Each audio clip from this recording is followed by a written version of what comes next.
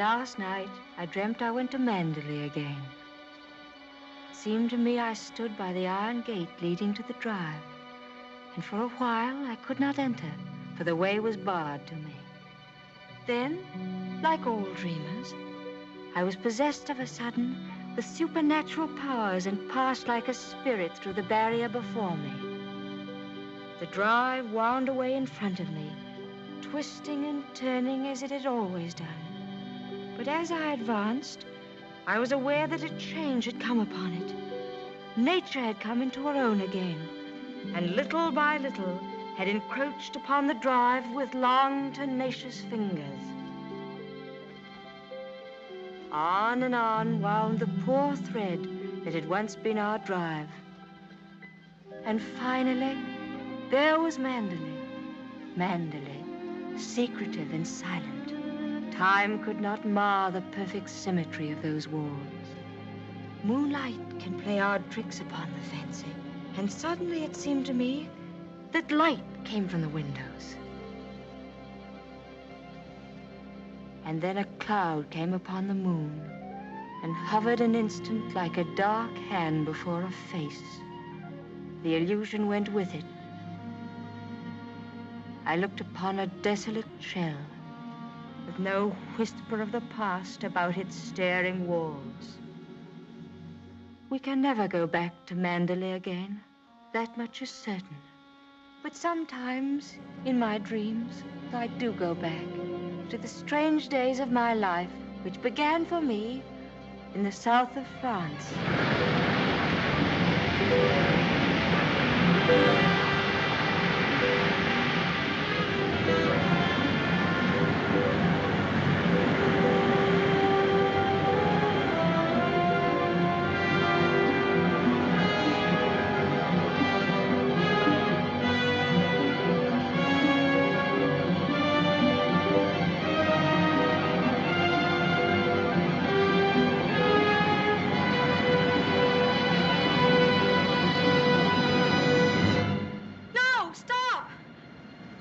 What the devil are you shouting about? Who are you? What are you staring at? I'm sorry, I didn't mean to stare, but I only thought... Oh, you did it. Well, what are you doing here? I was only walking. Well, get on with your walking. Don't hang about here screaming.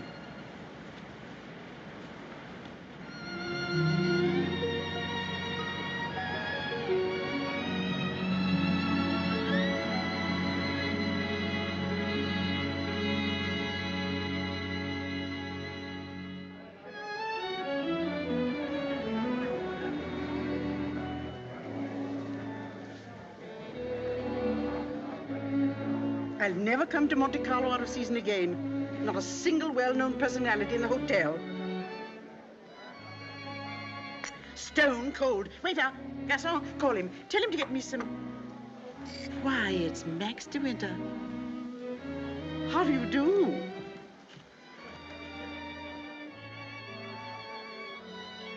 How do you do? I'm Edith Van Hopper. It's so nice to run into you here, just when I was beginning to despair of finding any old friends here in Monte. But do sit down and have some coffee. Mr. de Winter's having some coffee with me. Go and ask the stupid waiter for another cup. I'm afraid I must contradict you. You shall both have coffee with me. Garçon, let me see. Coffee, please. Cigarette? No, thank you. You know, I recognized you just as soon as you came in, though I haven't seen you since that night at the casino at Palm Beach. Perhaps you don't remember an old woman like me. Are you playing the tables much here at Monte? No, I'm afraid that sort of thing ceased to amuse me years ago. I can well understand that. As for me, if I had a home like Mandalay, I should certainly never come to Monte. I hear it's one of the biggest places in that part of the country, and you just can't beat it for beauty. What do you think of Monte Carlo? Or don't you think of it at all? Oh, well, I think it's rather artificial. She's spoiled, Mr. DeWitt. That's her trouble.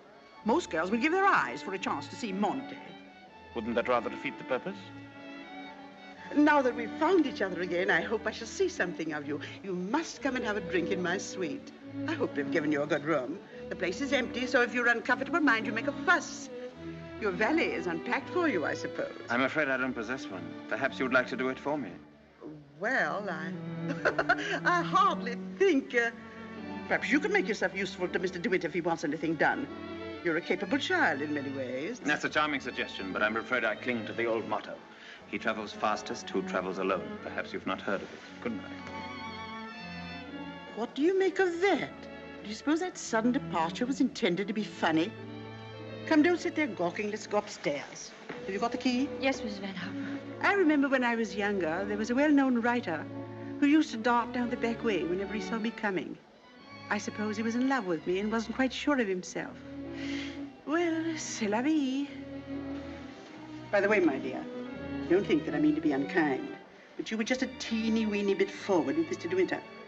Your effort to enter the conversation quite embarrassed me, and I'm sure it did him. Men loathe that sort of thing. Oh, come, don't sulk. After all, I am responsible for your behavior here. Perhaps he didn't notice it. Poor thing. I suppose he just can't get over his wife's death. They say he simply adored her.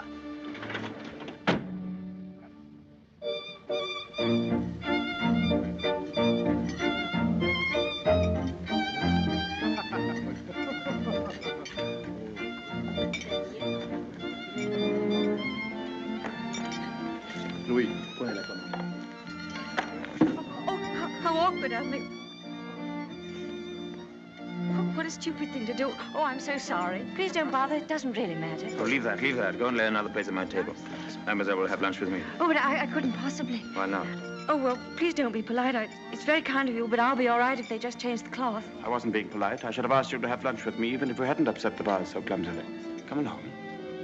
We needn't talk to each other if we don't feel like it. Well, thank you very much.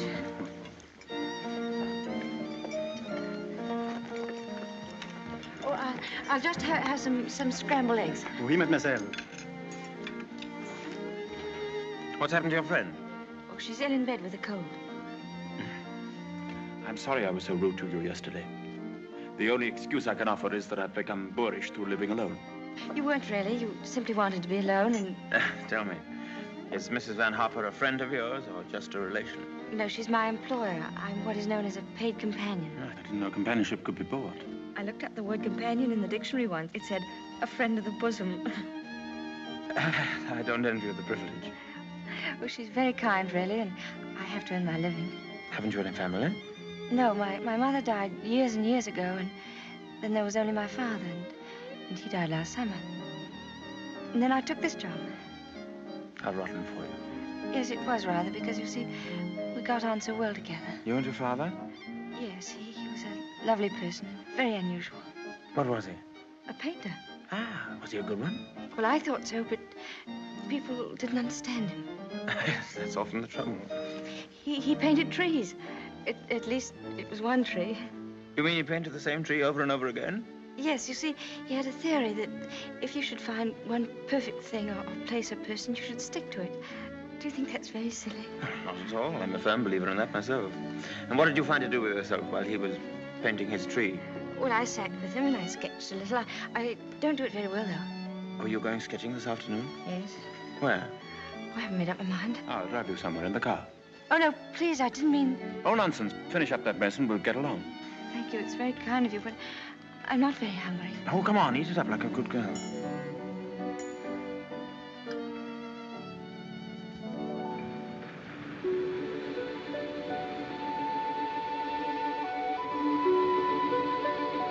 You've taken long enough for that sketch. I shall expect a really fine work of art. Oh, no, don't look at it. It's not nearly good enough. But it can't be as bad as all that. Now, don't rub it all out. Let me see it first. Well, it's the perspective. I never can get it right. Let me see. Oh, dear. Tell me, is it the perspective that gives my nose that curious twist in the middle? Well, you're not a very easy subject to sketch. Your expression keeps changing all the time. Does it? Well, I'd concentrate on the view instead if I were you. Much more worthwhile. Rather reminds me of our coastline at home. Do you know Cornwall at all? Yes, I went there once with my father on holiday. I was in a shop once, and I saw a postcard with a beautiful house on it right by the sea. And I asked whose house it was, and the old lady said, that's Mandalay. I felt ashamed for not knowing. And Mandalay is beautiful. To me, it's just the place where I was born. I've lived in all my life. Now, I don't suppose I shall ever see it again.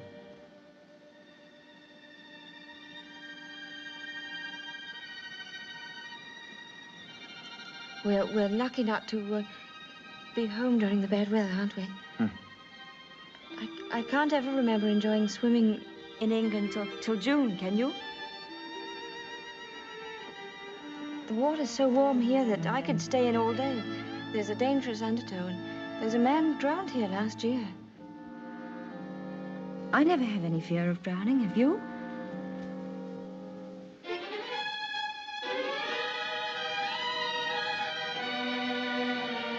Come, I'll take you home.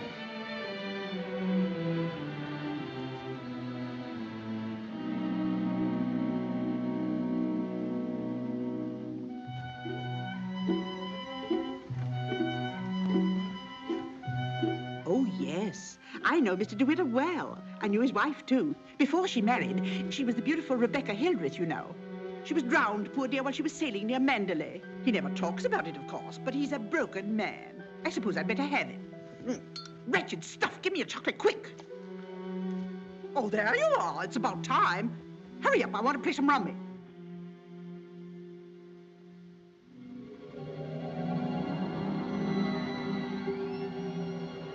She was the beautiful Rebecca Hildreth, you know. They say he simply adored her. She was the beautiful Rebecca Hildreth, you know. I suppose he just can't get over his wife's death. She was the beautiful Rebecca Hildreth, you know. But he's a broken man. Bonjour. Well, where are you going? Oh, I thought I'd take a tennis lesson. I see.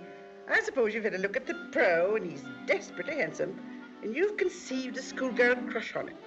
All right, go ahead, make the most of it. Off duty? Oh, yes, Mrs. Van Hopper's cold's turned into flu, so she's got a trained nurse. I'm sorry for the nurse. You keen on tennis? No, not particularly. That's good. We'll go for a drive.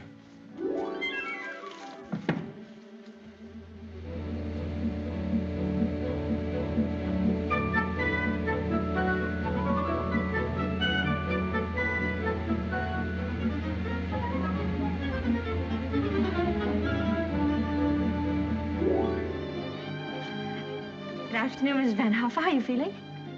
You got on rather well with him, didn't you?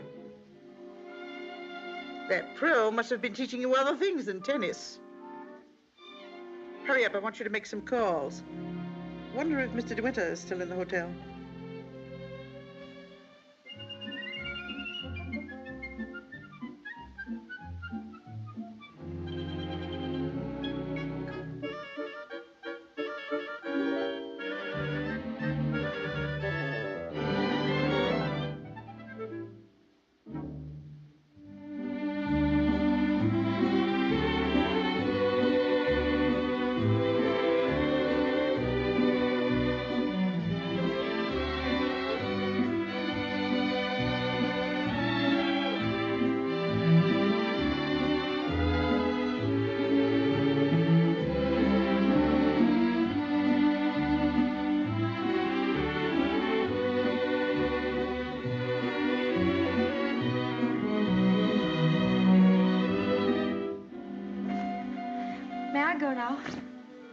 For the number of lessons you've had, you ought to be ready for Wimbledon. But this will be your last, so make the most of it. Trouble is, with me laid up like this, you haven't had enough to do. But I'm getting rid of that nurse today, and from now on, you'll stick to your job. Yes, Mrs. Van Hopper. Nurse? Yes, Miss Van Hopper? Are you absolutely sure you left those messages for Mr. De Winter? Why, yes, madame. I simply can't believe it. He would most certainly have called me back. Oh, well, poor boy. I simply hate to see him so alone.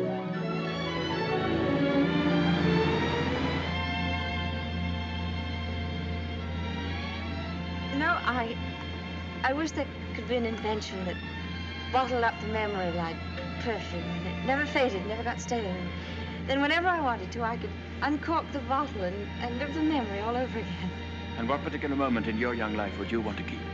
Oh, all of them. All these last few days. I feel as though I'd collected a whole shelf full of bottles. Sometimes, you know, those little bottles contain demons that have a way of popping out at you just as you're trying most desperately to forget.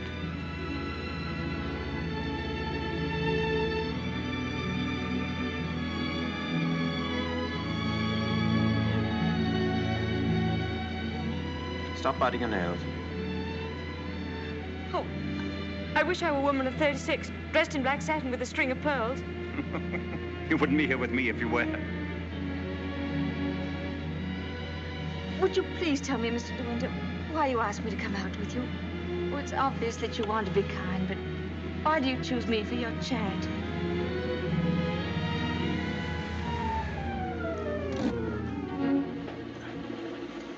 I asked you to come out with me because I wanted your company. You've blotted out the past for me more than all the bright lights of Monte Carlo. But if you think I just asked you out of kindness or charity, you can leave the car now and find your own way home. Go on, open the door and get out.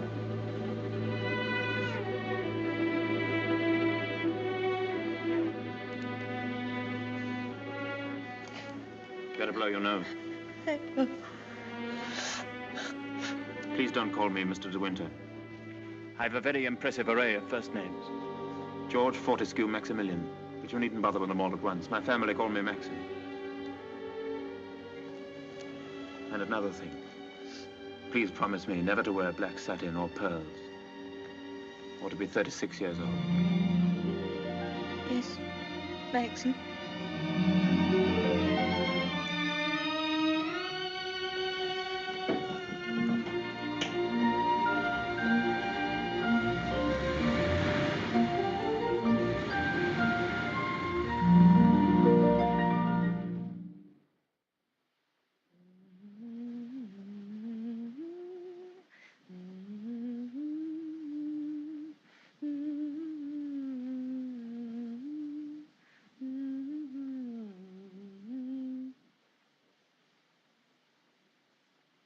For the love of Pete, come here. What do you think? My daughter's engaged to be married. Oh, really? How nice. We must leave for New York at once. Get reservations on the Aquitania, and we'll take the 12:30 train for Cherbourg. Hurry up and get in a maid to help with the packing. We've no time to waste. Go on and don't dawdle. Mr. De Winter, please. Oh, he's gone out riding. He won't be back till noon. Oh. Well, give me the porter, please.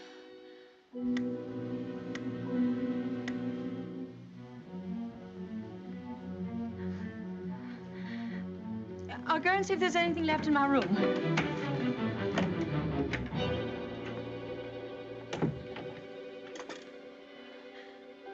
Has Mr. De Winter come in yet? Oh, he has. Would you connect me, please?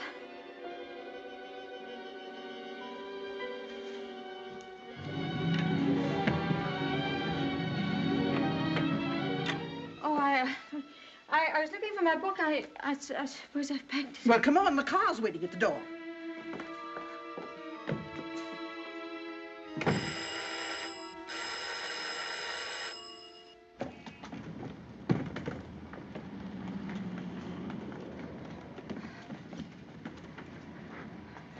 I'd like to leave a forwarding address if they happen to find that book. Would you ring Mr. De Winter, please? Yes, madame. 182.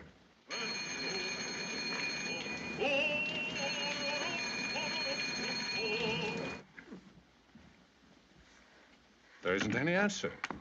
Thank you. Tell her to hurry up. Yes, madame.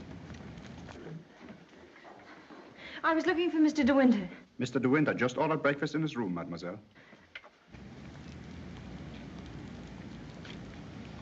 Come in.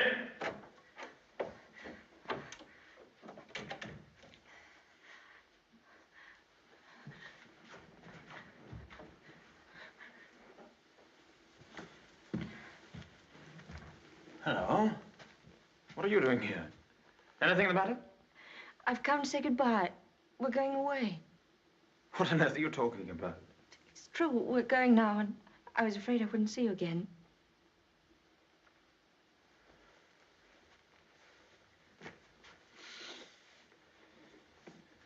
Where's she taking you to? New York. I don't want to go. I shall hate it. I shall be miserable.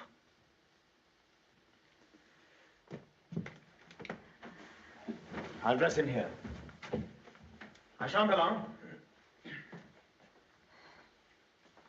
Which would you prefer? New York or Mandalay? Oh, please don't joke about it. Mrs. Van Hopper's waiting, and I'd better say goodbye now. I repeat what I said. Either you go to America with Mrs. Van Hopper, or you come home to Mandalay with me. You mean you want a secretary or something? I'm asking you to marry me, you little fool.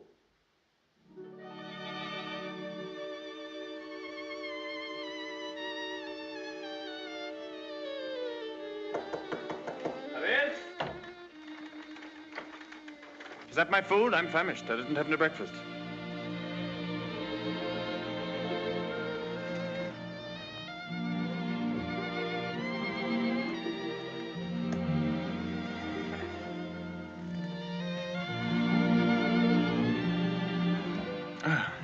My suggestion didn't seem to go at all well. Sorry. Oh, but you don't understand. It's that well, I'm not the sort of person men marry. What on earth do you mean? I don't belong in your sort of world, for one thing. Well, what is my sort of world? Oh, well, Mandolin, you know what I mean. Well, I'm the best judge of whether you belong there or not. Of course, if you don't love me, that's a different thing. Fine blow to my conceit, that's all. Oh, I do love you. I love you most dreadfully. I've been crying all morning because I thought I'd never see you again.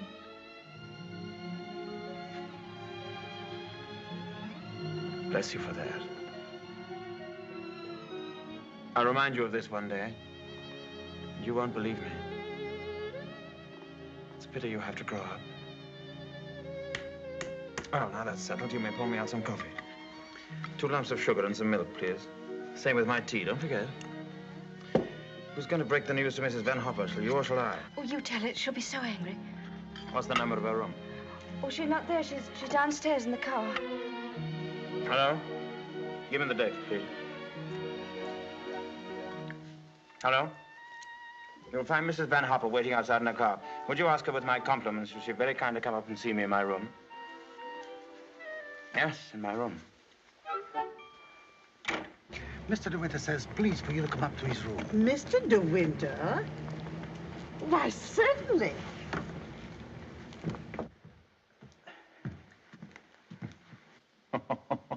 This isn't at all your idea of a proposal, is it? It should be in a conservatory. You in a white frock with a red rose in your hand, and a violin playing in the distance, and I should be making violent love to you behind a palm tree. Poor darling. Never mind. Oh, I don't mind. Don't worry, don't worry. You won't have to say a word.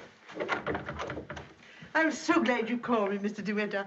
I was making a hasty departure. It was so rude of me not to let you know. But a cable came this morning announcing that my daughter is engaged to be married. That's rather a coincidence, Mrs. Van Hopper. I asked you up here in order to tell you of my engagement. You don't mean it? Oh, how perfectly wonderful. How romantic. Who is the lucky lady? I apologize for depriving you of your companion in this abrupt way. I do hope it won't inconvenience you too greatly. When did all this happen? Just now, Mrs. Van Hopper. Just a few minutes ago. I simply can't believe it. And I suppose I ought to scold you for not having breathed a word of all of this to me. What am I thinking of? I shall give you both my congratulations and my blessings. I'm very happy for you both. When and where is the wedding to be? Here, as soon as possible.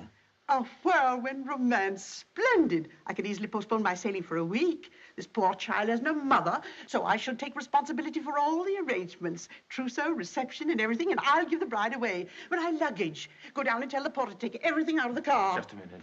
We're most grateful, Mrs. Van Hopper, but I think we'd both prefer to have it all as quiet as possible. And I couldn't possibly allow you to change your sailing plans. Oh, but... No. Dear, I'll go down and see that your luggage is brought back. Thank you, Max. So this is what's been happening during my illness. Tennis lessons, my foot. I suppose I have to hand it to you for a fast worker. How did you manage it? Still waters certainly run deep. Tell me, have you been doing anything you shouldn't? I don't know what you mean. Oh, well, never mind. I always did say that Englishmen have strange tastes. But you certainly have your work cut out as mistress of Mandalay. To be perfectly frank with you, my dear, I can't see you doing it. You haven't the experience. You haven't the faintest idea of what it means to be a great lady. Of course, you know why he's marrying you, don't you? You haven't flattered yourself that he's in love with you. Fact is, that empty house got on his nerves to such an extent, he nearly went off his head. He just couldn't go on living alone. You better leave, Mrs. Van Hopper. You'll miss your train.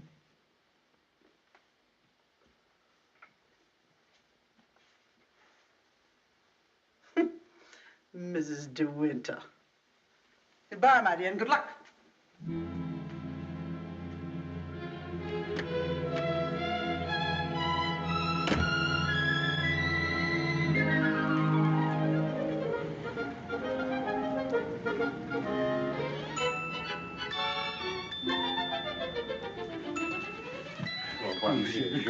Merci.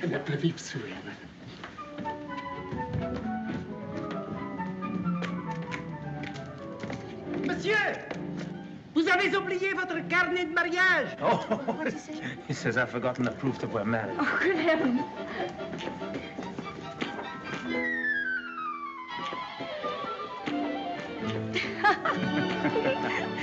Ah, somebody else had the same idea.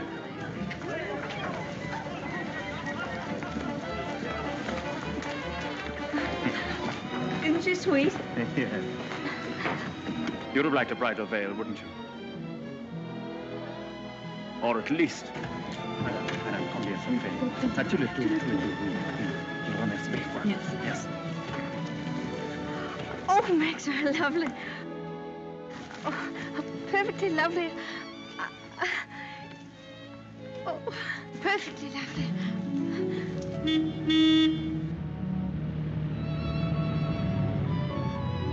Welcome home, Mr. De Winter. Thank you, Smith.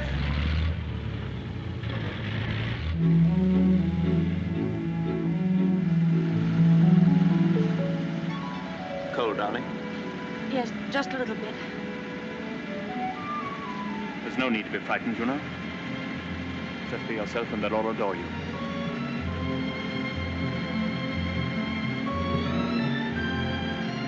You don't have to worry about the house at all. Mrs. Danvers is the housekeeper. Just leave it to her.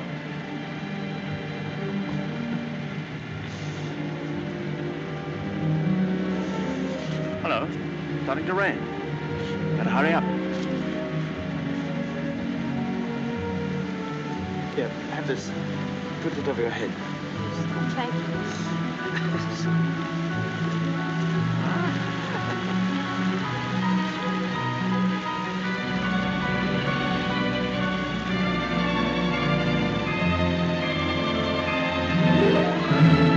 That's it. That's Manderley.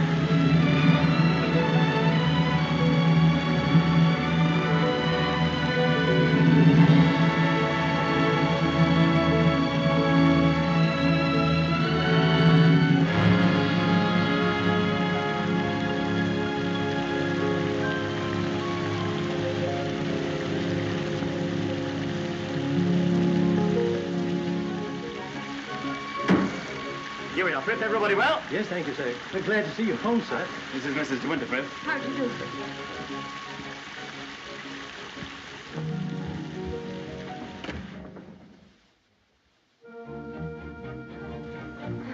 I didn't expect the whole staff to be in attendance. Mr. Danvers' orders, sir. Oh. Sorry about this. Won't take long.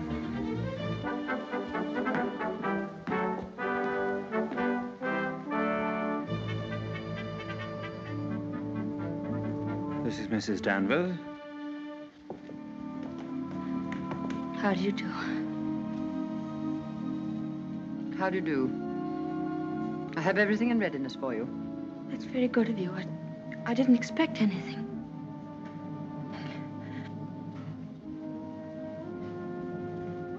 I think we'd like some tea, Frith. Ready in the library, sir. Come along, darling.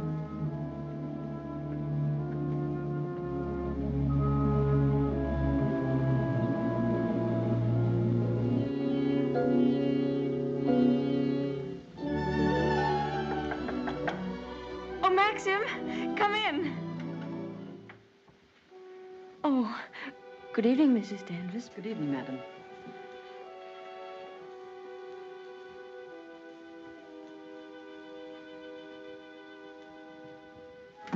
I hope Alice was satisfactory, madam. Oh, yes, thank you, perfectly. She's the parlor maid. She'll have to look after you until your own maid arrives. Oh, but I haven't a maid. I'm sure Alice will do very nicely. I'm afraid that would not do for very long, madam. It's usual for ladies in your position to have a personal maid.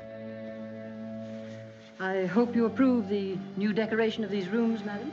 Oh, I didn't know it'd been changed. I hope you haven't been to too much trouble. I only followed out Mr. De Winter's instructions. Oh, well, what did it look like before?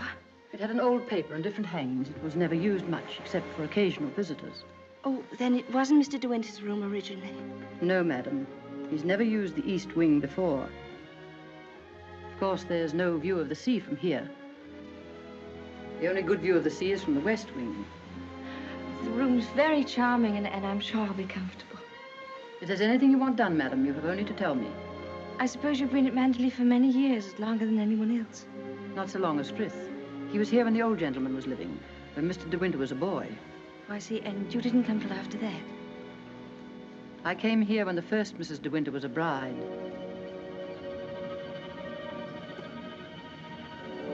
Mrs. Danvers, I do hope we'll be friends. You must be patient with me. This sort of life is new to me, and I do want to make a success of it and make Mr. De Winter happy, so I know I can leave all the household arrangements to you. Very well.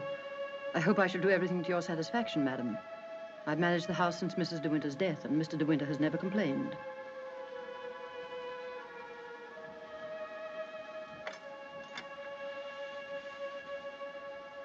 I think I'll go downstairs now.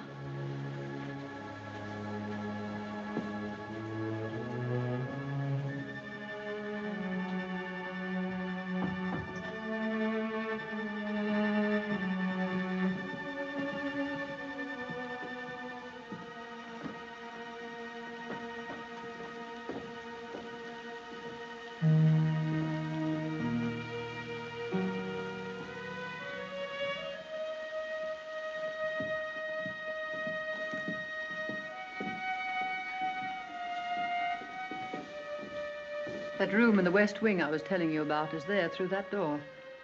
It's not used now. It's the most beautiful room in the house.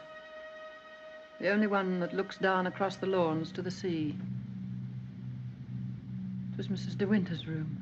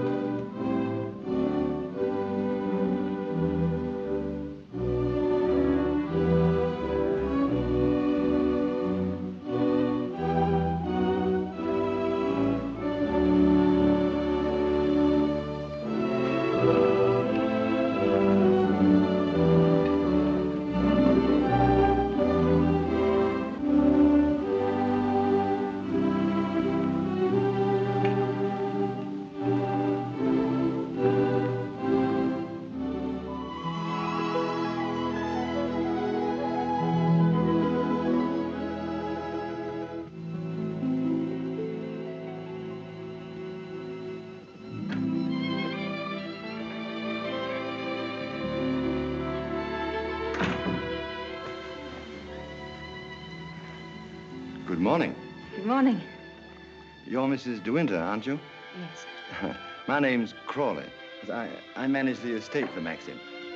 Awfully glad to meet you.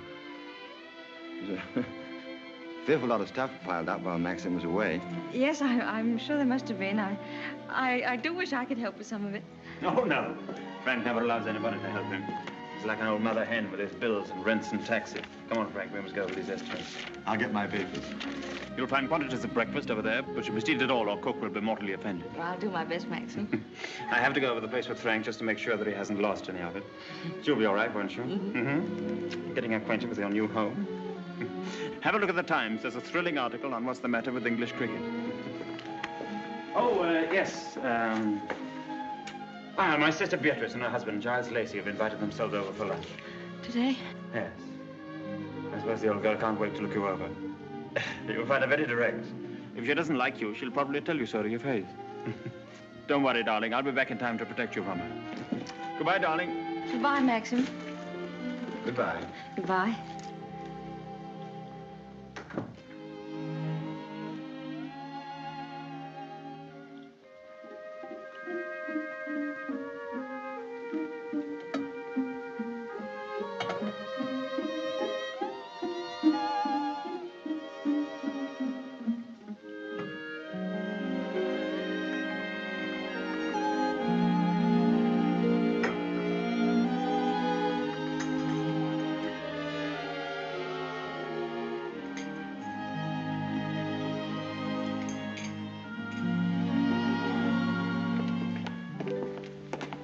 morning, madam.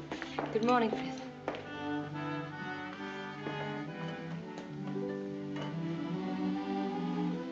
Isn't there anything I could get for you, madam? Oh, no, thank you, Frith. I'm really not very hungry. Thank you. The paper, madam. Oh, yes, thank you, Frith.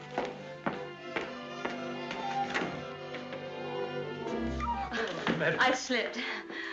Oh, thank you, Frith.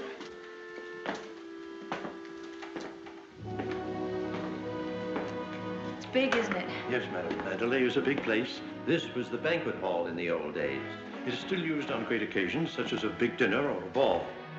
And the public is admitted here, you know, once a week. That's nice.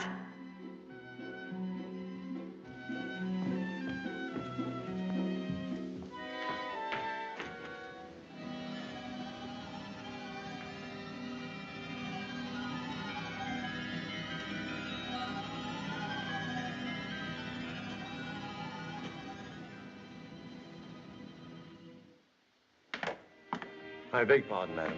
I'm afraid the fire is not usually lit in the library until the afternoon, but you'll find one in the morning room. Of course, if you wish this fire lit now, madam. Oh, no, Frith, I wouldn't dream of it. Mrs. De Winter, I mean the late Mrs. De Winter always did her correspondence and telephoning in the morning room after breakfast. Thank you, Frith.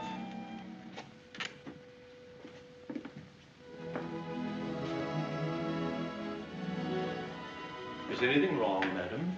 Oh, no. Which way is the morning room? Oh, it's that door there, on the left. Oh, yes, thank you.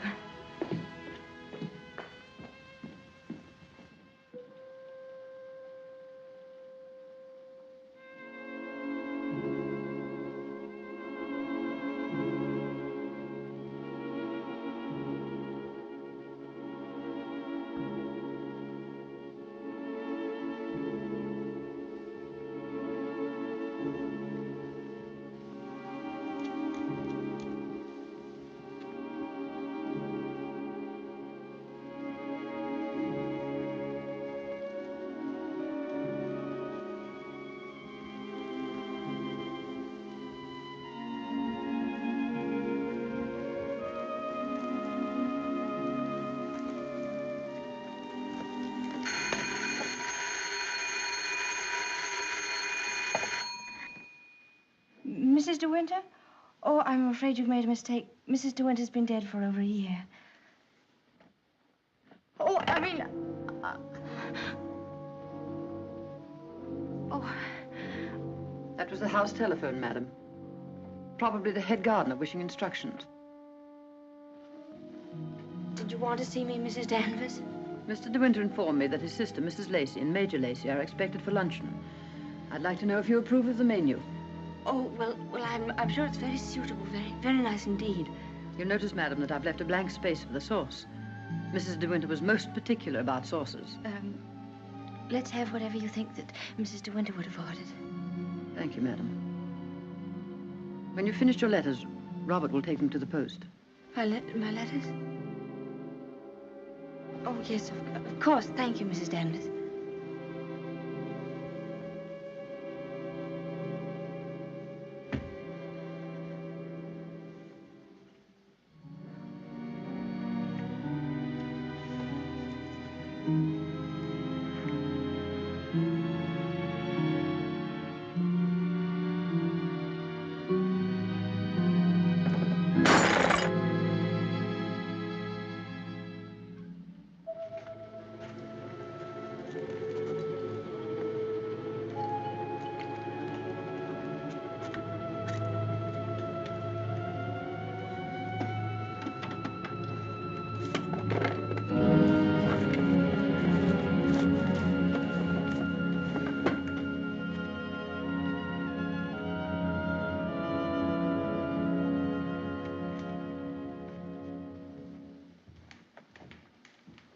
How are you, Frith? Good morning, Mrs. Lacey. Where's Mr. De Winter? I believe he went down to the farm with Mr. Crawley. How tiresome of him not to be here when we arrive, and how typical.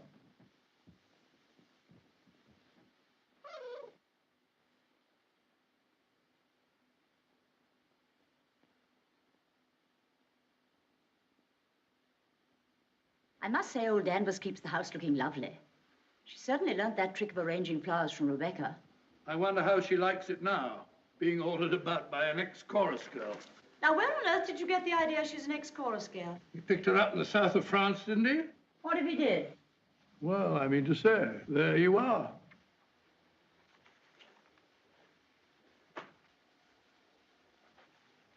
How do you do? I'm Maxim's wife. How do you do? Well, I must say you're quite different from what I expected. Oh, but Cecilia, she's exactly what I told you she'd be. Well, how do you like Mandela? Very beautiful, isn't it? And how do you get along with Mrs. Danvers? Well, I've never met anyone quite like her before. You mean she scares you? She's not exactly an oil painting, is she? Giles, you're very much in the way here. Go somewhere else. Well, I'll try and find Maxim, shall I? Giles? I didn't mean to say anything against Mrs. Danvers. Oh, there's no need for you to be frightened of her. But I shouldn't have any more to do with her than you can help. Shall we sit down? Oh, yes, please. You see, she's bound to be insanely jealous at first. And she must resent you bitterly. Why should she? Don't you know? I should have thought Maxim would have told you. She simply adored Rebecca.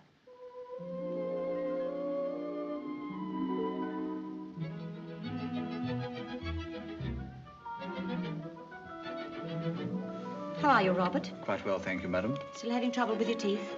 Unfortunately, yes, madam. You should have them out. All of them. Wretched nuisances, teeth. Thank you, madam. What a plateful. Do you hunt?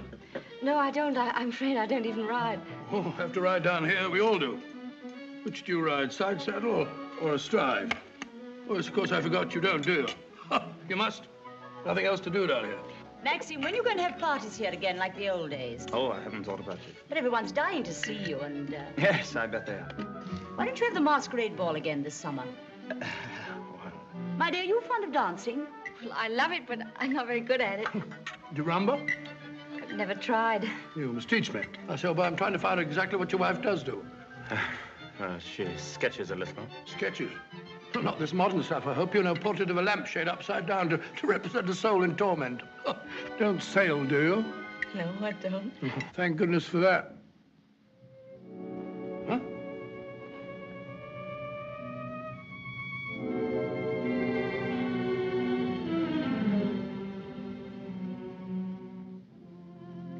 You're very much in love with Maxim, aren't you? Yes, I can see you are. Don't mind my saying so, but why don't you do something about your hair? Why don't you have it cut or sweep it back behind your ears? Oh, no, that's worse. What does Maxim say about it? Does he like it like that? Well, he never mentions it. Oh, well, don't go by me. I can see by the way you dress you don't care a hoot how you look. But I wonder Maxim hasn't been at you.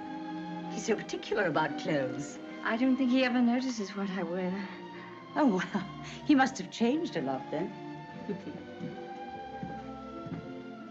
You mustn't worry about old Maxim and his moves.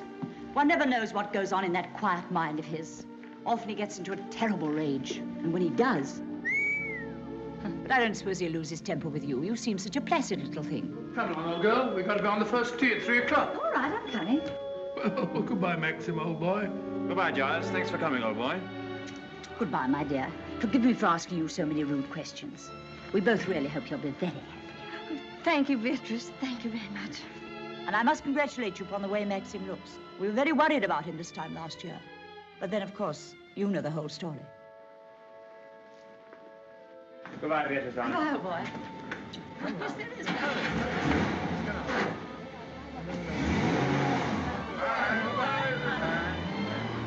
Well, thank heavens they've gone. Now we can have a walk about the place. Looks as though we might have a shower, but she won't mind that, will you? No, but wait a minute. I'll go upstairs and get a coat. There's a heap of Macintoshes in the flower room. Robert, run and get a coat from the flower room for Mrs. De Winter, will you? What do you think of Beatrice? Oh, I liked her very much, but she kept saying that I was quite different from what she expected. What the devil did she expect? Oh, someone smarter and more sophisticated, I'm afraid. Oh. Do you like my hair? Your hair? Yes, of course I do. What's the matter with it? Oh, I don't know. I just wondered. How funny you are. Thank you. Do I have to put it on? Yes, certainly, certainly, certainly. Can't be too careful with children. Come on, Jasper, come and take some of that fat off.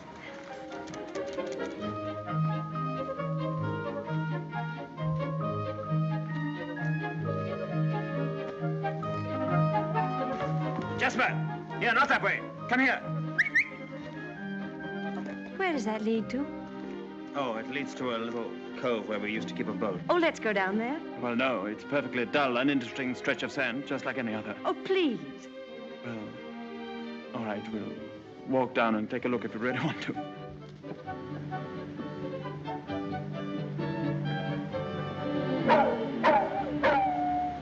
That's Jasper. There must be something wrong. Perhaps he's hurt himself. No, he's all right. Leave him alone. Don't you think I'd better go and see? Don't bother about him, I tell you. He can't come to any harm. He'll find his own way back.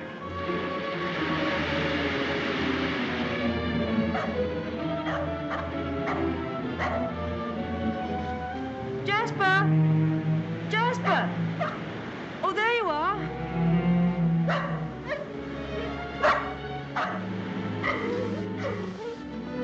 What do you want in there, Jasper? Come on. Come on home.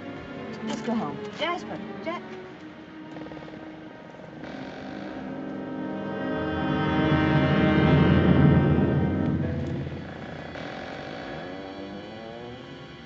Oh. I didn't know that there was anybody. I know that dog. He comes for the house.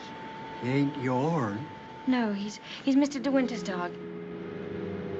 Have you anything I could tie him with?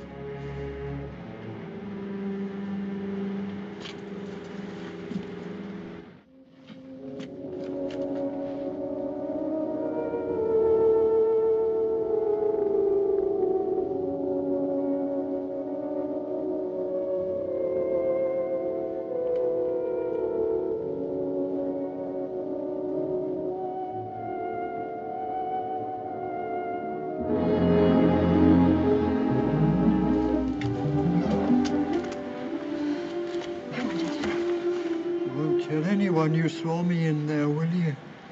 Don't you belong on the estate? I wasn't doing nothing. I was just putting my shells away. She's gone in the sea, ain't she? She'll never come back no more. No, she'll never come back. Come on, Jasper.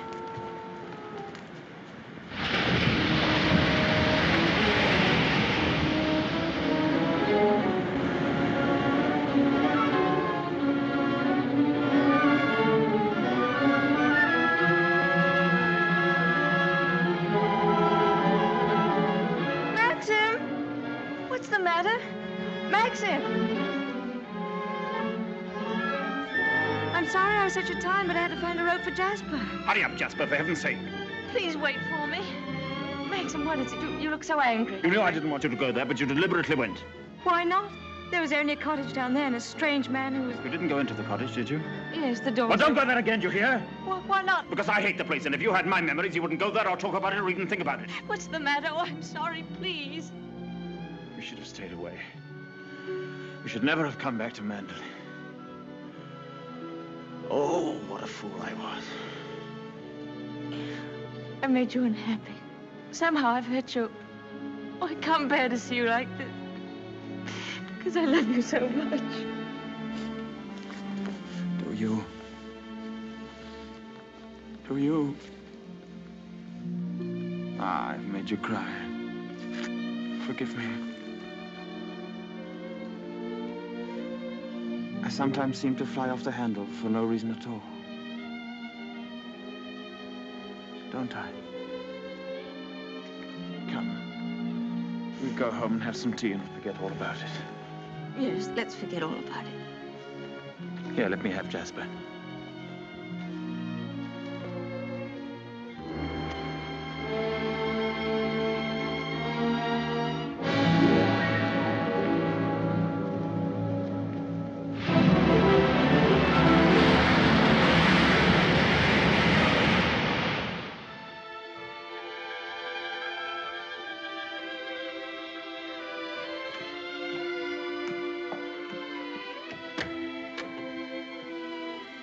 Hello, come in. Oh, please don't get up, Mr. Crawley.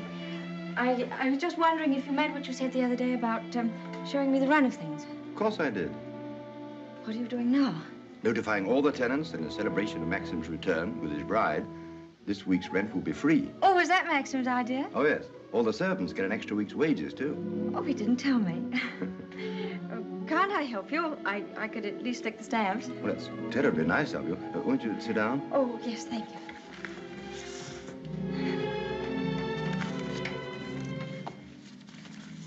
I was down at the cottage on the beach the other day.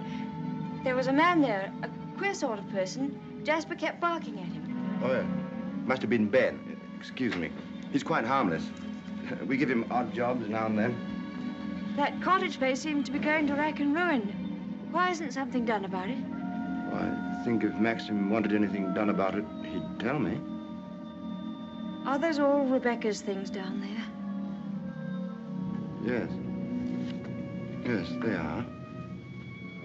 What did she use the cottage for? The boat used to be moored near there. What boat? What happened to it? Was that the boat she was sailing in when she was drowned?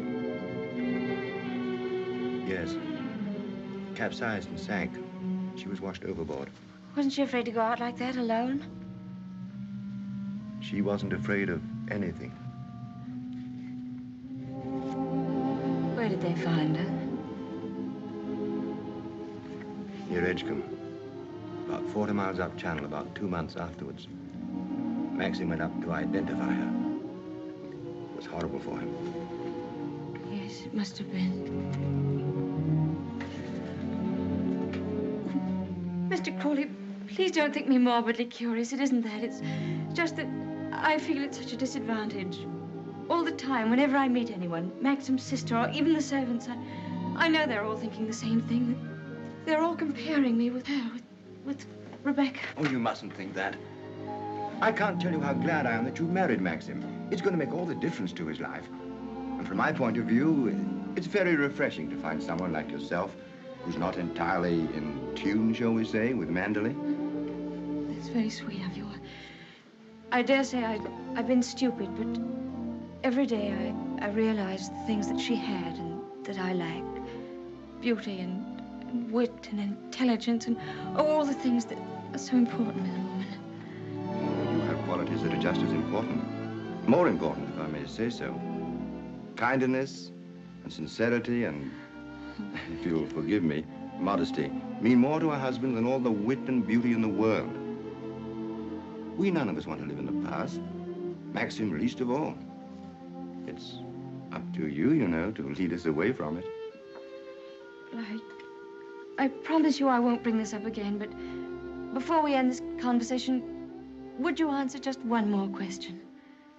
If it's something I'm able to answer, I'll do my best. Tell me, what was Rebecca really like?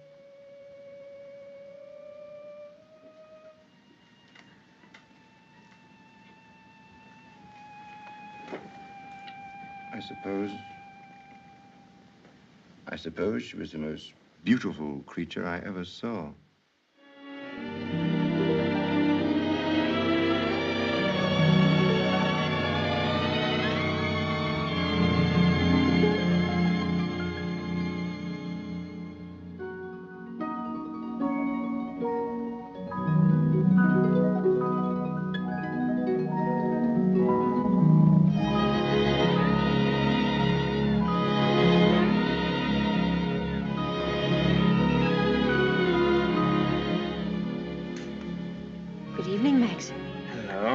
Of the honeymoon have arrived at last. We timed, you think, before dinner?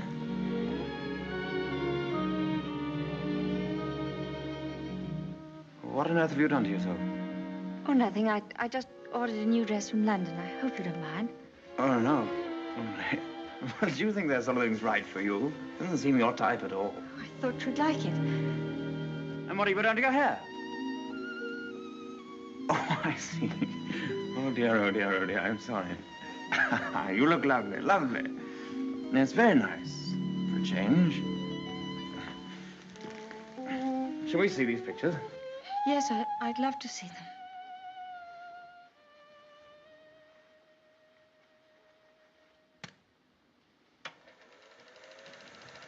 Ah, look now. Oh, look at that. Wasn't it wonderful, darling? Can't we go back there somewhere? Yes, of course, of course. Ah, look at you. Won't our grandchildren be delighted when they see how lovely you were? Oh, look at you. Yes. Oh, I like that. Look at that. That's very nice. Oh, remember that. Yes? Oh, I wish our honeymoon could have lasted forever, Maxim. Oh, dash it, look. Oh, hang it. Threaded it up wrong, as usual, or something. Yes, Frith, what is it? Excuse me, sir. May I have a word with you? Yes. Come in. It's about Robert, sir. There's been a slight unpleasantness between him and Mrs. Danvers. Oh, dear. Robert is very upset. Oh, this is trouble. What is it? It appears that Mrs. Danvers has accused Robert of stealing a valuable ornament from the morning room. Robert denies the accusation most emphatically, sir. What was the thing, anyway? China Cupid, sir. Oh, dear, that's one of our treasures, isn't it? Well, tell Mrs. Danvers to get to the bottom of it somehow and tell her I'm sure it wasn't Robert. Very good, sir. Why do they come to me with these things? That's your job, sweetheart. Maxim, I wanted to tell you, but, well, I forgot. Fact is, I broke the China Cupid. You broke it? Now, why on earth didn't you say something about it when Frith was here? I don't know. I didn't like to. I was afraid he'd think me a fool. Well, you think you're much more of a fool now. You'll have to explain to him and Mrs. Danvers. Oh, no, Maxim, you do it. I'll go upstairs. Don't be such a little idiot, darling. Anybody would think you were afraid of them. It's all a mistake, Mrs. Danvers. Apparently, Mrs. De Winter broke the cupid herself and forgot to say anything about it. I'm so sorry. I never thought that I'd get Robert into trouble. Is it possible to repair the ornament, madam? No, I'm afraid it isn't. It was smashed into pieces. What did you do with the pieces? Well, I put them at the back of one of the drawers in the writing desk. Well, it looks as though Mrs. De Winter were afraid you were going to put her in prison, doesn't it, Mrs. Danvers? Well, never mind. Do what you can to find the pieces, see if they can be mended, and above all, tell Robert to dry his tears. I shall apologize to Robert, of course. Perhaps if such a thing happens again, Mrs. De Winter will tell me personally. Yes, yes, all right. Thank you, Mrs. Danvers.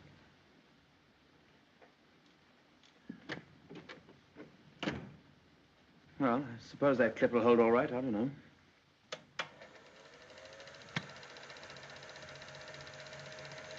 I'm awfully sorry, darling. It was very careless of me. Mrs. Danvers must be furious with me. Oh, hang Mrs. Danvers. Why on earth should you be frightened of her? Behave more like a upstairs maid or something. Not like the mistress of the house at all. Yes, I know I do. But I feel so uncomfortable. I try my best every day, but it's very difficult with people looking me up and down as if I were a prize cow. Well, what does it matter if they do? You must remember that life at Mandel is the only thing that interests anybody down here. What a slap in the eye I must have been to them then. I suppose that's why you married me. Because you knew I was dull and gauche and inexperienced, and there could never be any gossip about me. Gossip? What do you mean? I don't know. I just said it for something to say. Don't look at me like that. Maxim, what's the matter? What have I said?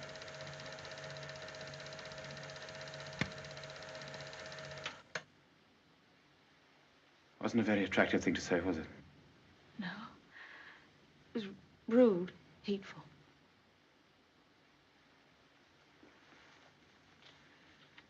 I wonder if I did a very selfish thing in marrying you. How do you mean? I'm not much of a companion to you, am I? You don't get much fun, do you? You ought to have married a boy. Someone of your own age. Maxim, why do you say this? Of course we're companions. Are we? I don't know. I'm very difficult to live with. No, you're not difficult. You're easy, very easy. Our marriage is a success, isn't it? A great success? We're happy, aren't we? Terribly happy.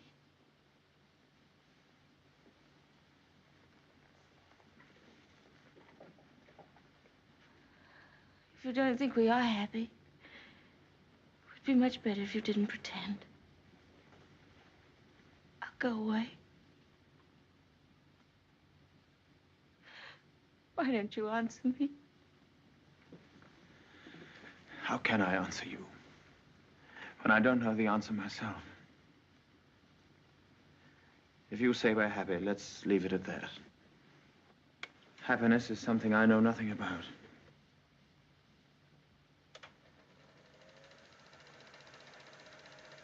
Oh, look. There's the one when I left the camera running on the tripod, remember?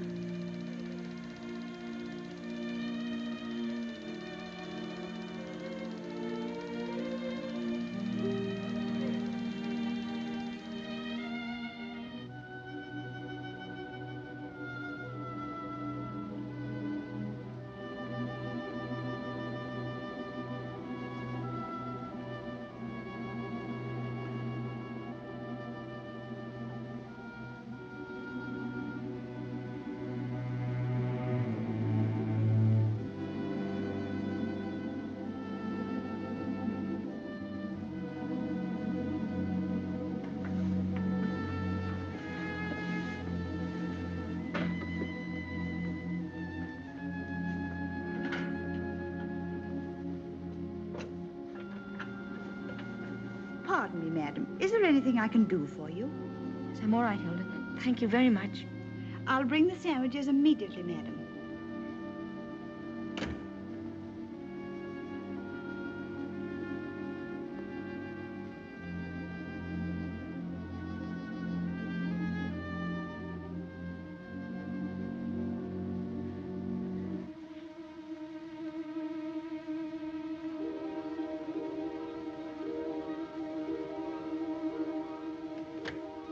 Hilda, Yes, madam?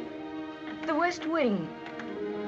Nobody ever uses it anymore, do they? No, madam. Not since the death of Mrs. De Winter.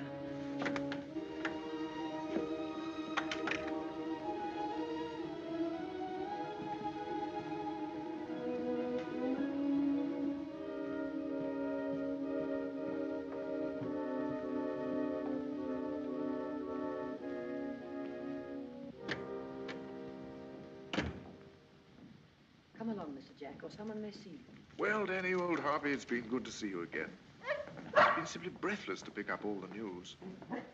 I really don't think it's wise for you to come here, Mr. Jack. Jasper, come here. Oh, nonsense, nonsense. It's just like coming back home. Quiet, Mr. Jack. Yes, and we must be careful not to shock Cinderella, mustn't we? She's in the morning room. If you leave through the garden door, she won't see you. I must say I feel a little like the poor relation sneaking around through back doors. Well, toodaloo, Danny. Goodbye, Mr. Jack. And please be careful.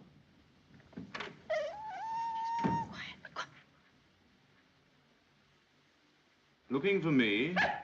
Oh, I didn't make you jump, did I? No, of course not. I didn't quite know who it was. Yes. You're pleased to see me, aren't you, old boy? I'm glad there's someone in the family to welcome me back to Manderley. And, how is dear old Max? Very well, thank you. I hear he went up to London, left his little bride all alone.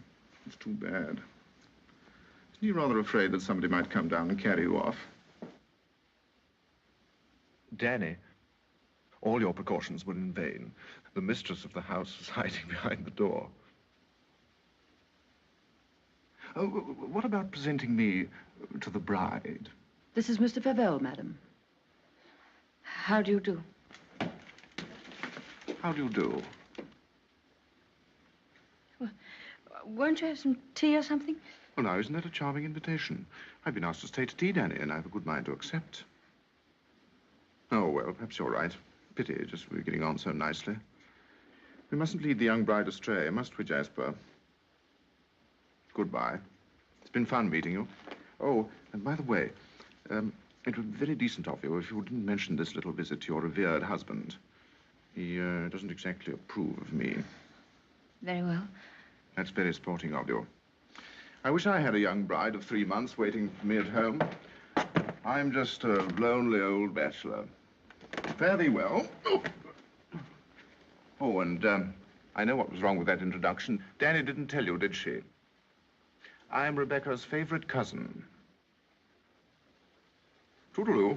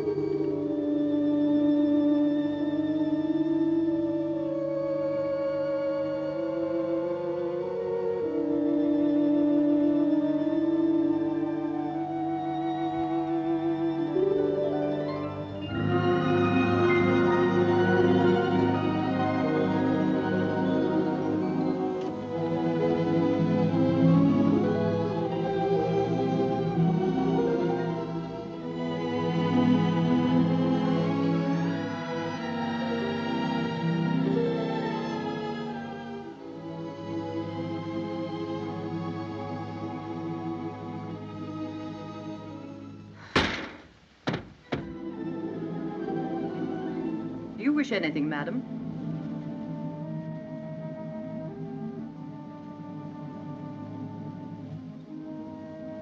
I didn't expect to see you, Mrs. Danvers. I noticed that the window wasn't closed, and I came up to see if I could fasten it. Why did you say that? I closed it before I left the room. You opened it yourself, didn't you? You've always wanted to see this room, haven't you, madam? Why did you never ask me to show it to you? I was ready to show it to you every day.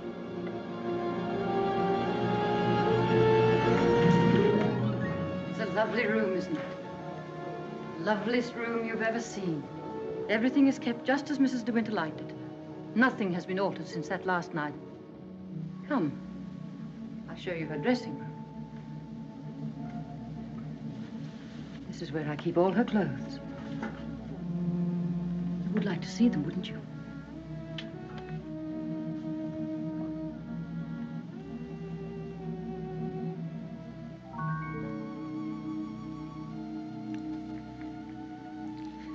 Feel this. It was a Christmas present from Mr. De Winter. He was always giving her expensive gifts the whole year round. I keep her underwear on this side.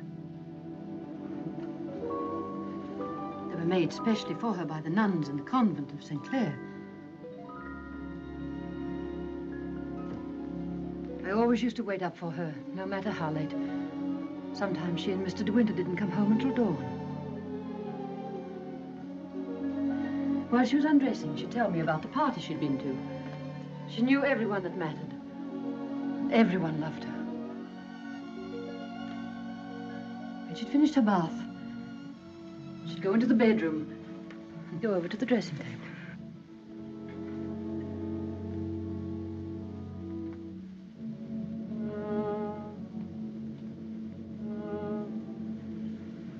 Oh, you've moved her brush, haven't you?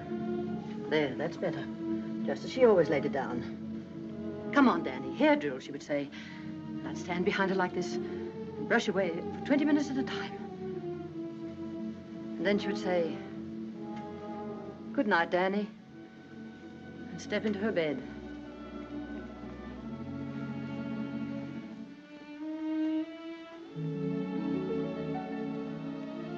I embroidered this case for her myself, and I keep it here always.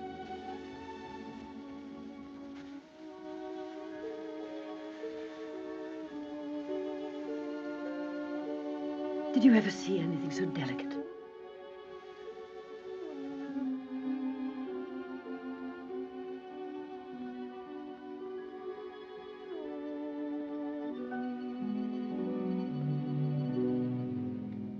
Look.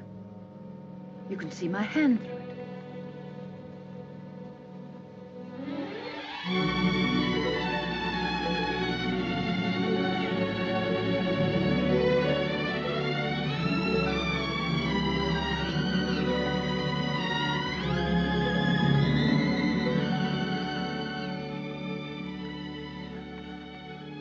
You wouldn't think she'd been gone so long, would you?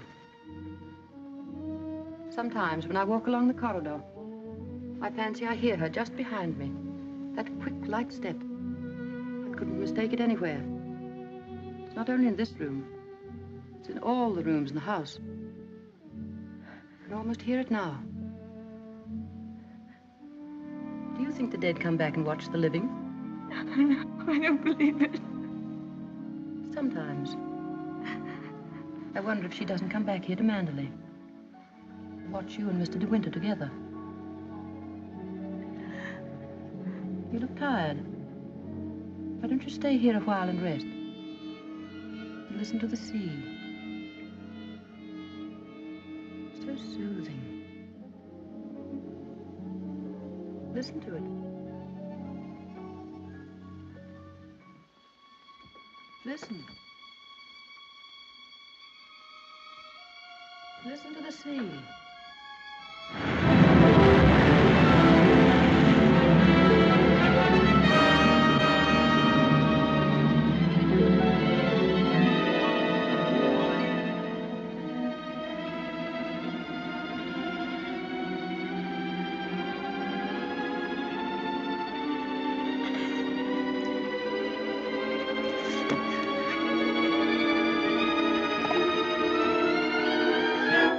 Mrs. Danvers, I wish to see her immediately.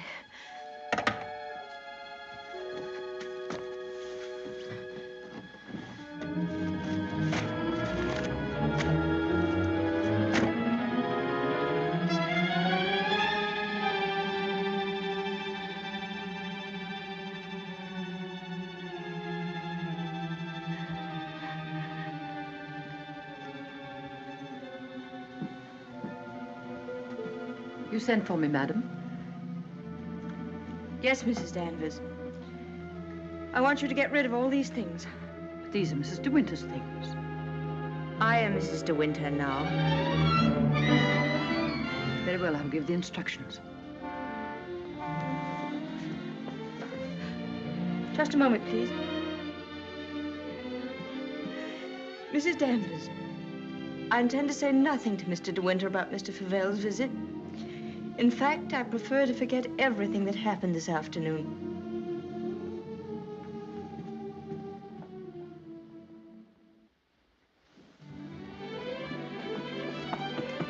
Maxim, you've been gone all day. Choking. Oh. Well. What have you been doing with yourself? Oh, I've been thinking. Well, what do you want to do that for? Oh, come in here and I'll tell you. Darling, could we have a costume ball, just as you used to? Now, what put that into your mind? Has Beatrice been at you? No, but I feel that we ought to do something to make people feel that Mandalay is just the same as it always was. Oh, please, darling, could we? You don't know what it would mean, you know. You would have to be a hostess to hundreds of people. All the county. And a lot of young people will come up from London and turn the house into a nightclub. Oh, yes, but I want to. Oh, please. I've never been to a large party, but I could learn what to do, and I promise you, you wouldn't be ashamed of me.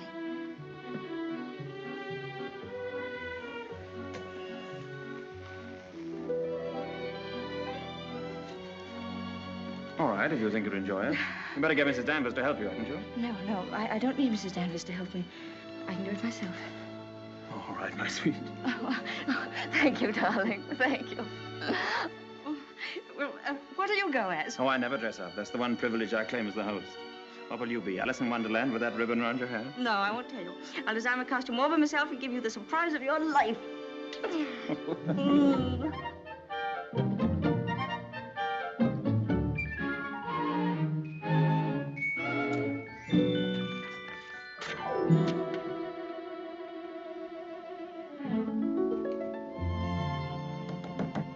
Come in.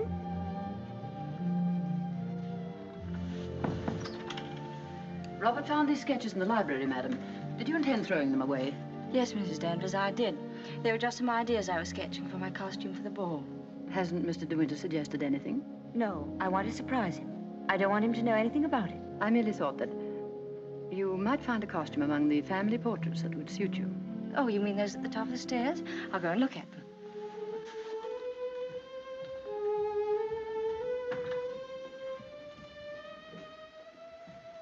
This one, for instance. It might have been designed for you. I'm sure you could have it copied. I've heard Mr. De Winter say that this is his favorite of all the paintings. It's Lady Caroline De Winter, one of his ancestors. Oh, well, that's a splendid idea, Mrs. Danvers. I'm very grateful.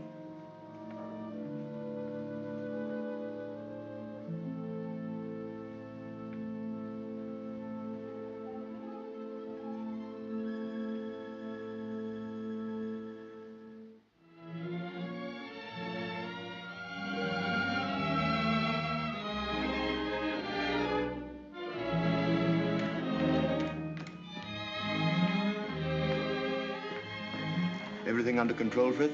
Yes, thank you. Excuse me, sir. Are you supposed to be a schoolmaster? Oh, no. This is just my old cap and gown. Certainly makes a very nice costume, sir. And economical, too. Yes, that was the idea.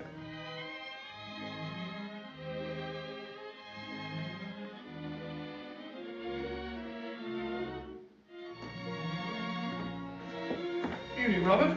Not very good weather for the ball. No, sir. Very misty on the way, and very chilly. Oh, this wig's so tight they ought to have sent an aspirin with it. Hello. Oh. What's the idea, Adam and Eve? Oh, Maxim, don't be disgusting. Strong man, old man. Oh. Where's my weight thing? What thing? You haven't left it in the car, have you? Oh. Oh, there it is. You were the first one down? Yes. Where's the child? And she's keeping her costume a terrific secret. Wouldn't even let me into her room. Oh, lovely. I'll go up and give her a hand. I could do with a drink. Won't you catch cold in that thing? Don't be silly. Pure wool, old boy. Pardon me, sir. You forgot this.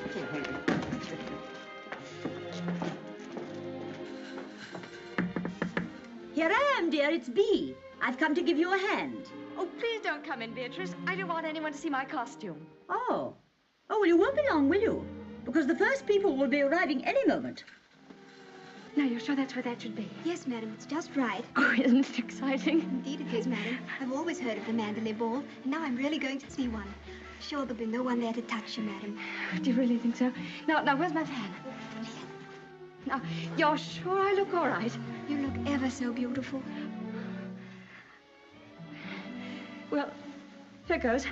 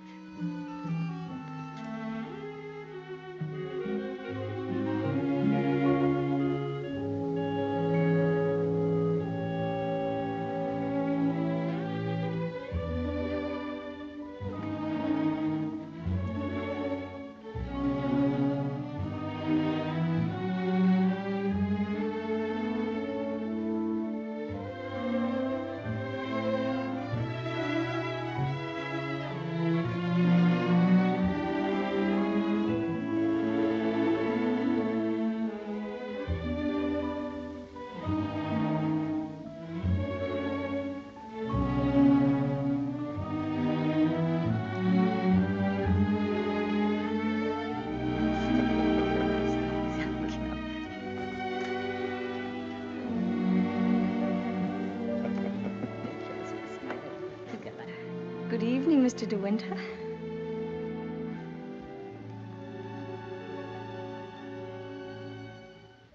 What the devil do you think you're doing? But it's the picture, the one in the gallery. What is it? What have I done? Go and take it off. Doesn't matter what you put on, anything will do.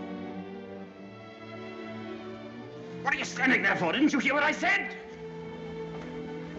Sir George and Lady Moore, Dudley Tennant, Admiral and Lady Burbank.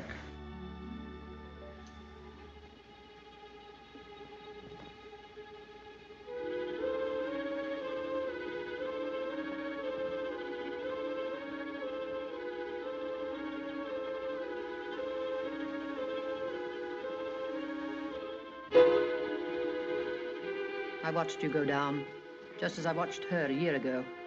Even in the same dress, you couldn't compare. You knew it. You knew that she wore it, and yet you deliberately suggested I wear it. Why do you hate me? What have I done to you that you should ever hate me so? You tried to take her place. You let him marry you. I've seen his face, his eyes. They're the same as those first weeks after she died. I used to listen to him, walking up and down, all night long, night after night, thinking of her, suffering torture because he'd lost her. I don't want to know. I don't want to know.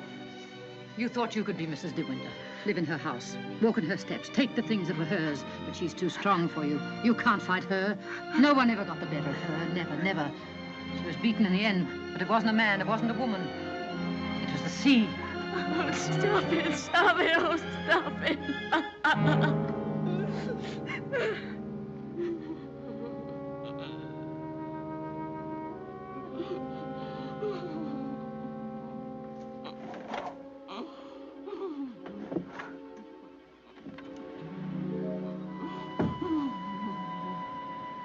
You're overwrought, madam.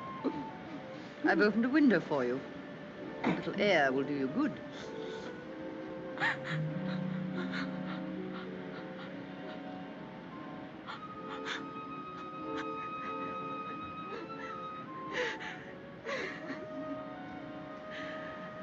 Why don't you go? Why don't you leave Mandalay? He doesn't need you. He's got his memories.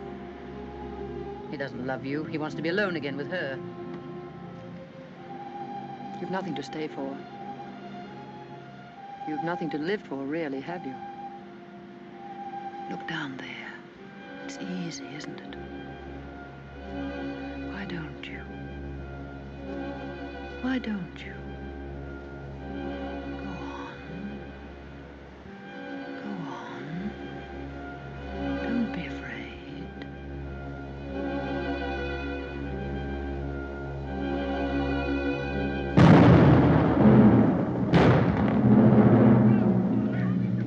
Shipwreck! Ship on the rocks! Ship aground! Sending up rocket! Shipwreck! Come on, everybody! Down to the bay! Notify the Coast Guard! She's aground! Maxim! Maxim! Ship ashore! Come on, everybody! Come on! Maxim! Maxim!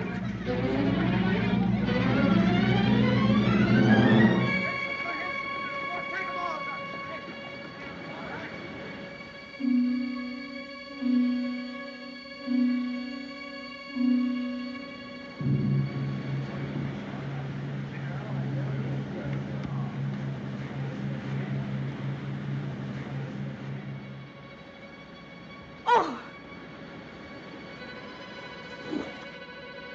Ben, have you seen Mr. De Winter anywhere? She won't come back, will she? You said so.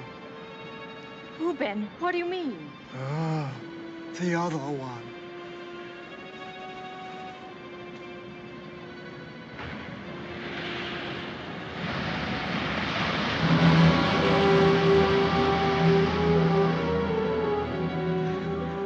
Frank, have you seen Maxim anywhere? Not since about half an hour ago. I thought he'd gone up to the house. No, he hasn't been in the house at all, and I'm afraid something might have happened to him. Frank, what's the matter? Is anything wrong? There is something wrong. Well, the diver who went down to inspect the bottom of the ship came across the hull of another boat. A little sailboat. Frank, is it? Yes. It's Rebecca's. How did they recognize it? It was a local man. Knew it instantly. It'll be so hard on poor Maxim. Yes. It's going to bring it all back again. And worse than before. Why did they have to find it? Why couldn't they have left it there in peace at the bottom of the sea? Why, better get along and arrange some breakfast for the men. All right, Frank, I'll go and look for Maxim.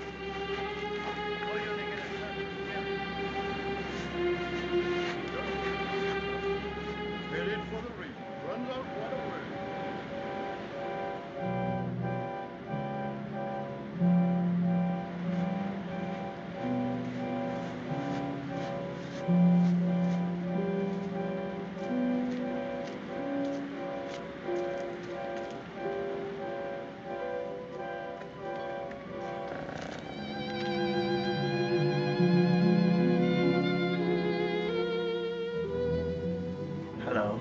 Maxim! You haven't had any sleep. Have you forgiven me? Forgiven you? What have I got to forgive you for? For last night, my stupidity about the costume. Oh, that. I'd forgotten. I was angry with you, wasn't I? Hmm. Maxim, can't we start all over again? I don't ask that you should love me. I won't ask impossible things.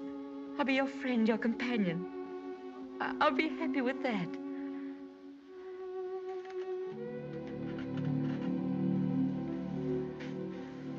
You love me very much, don't you?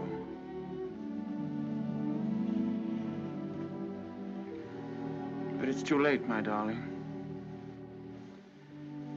We've lost our little chance of happiness.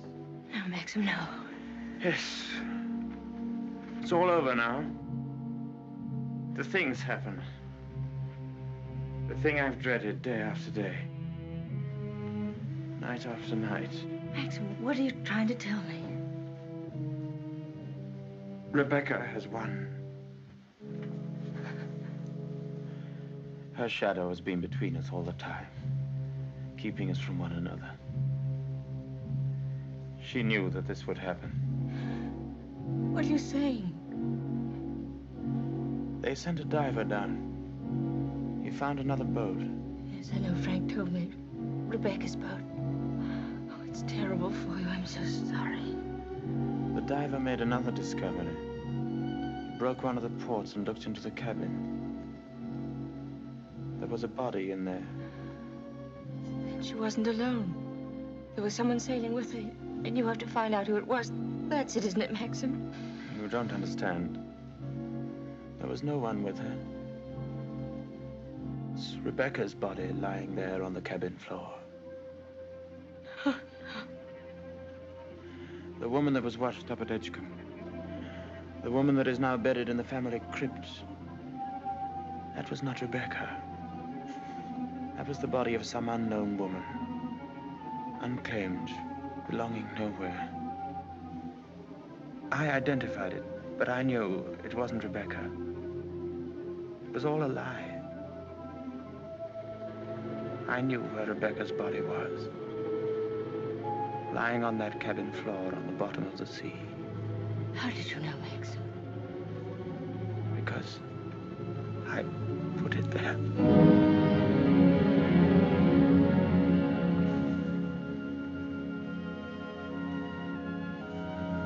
Will you look into my eyes and tell me that you love me now?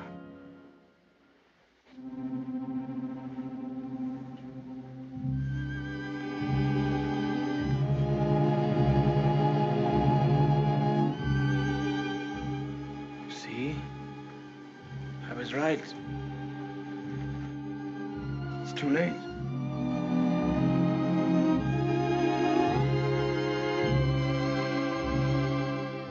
No, it's not too late.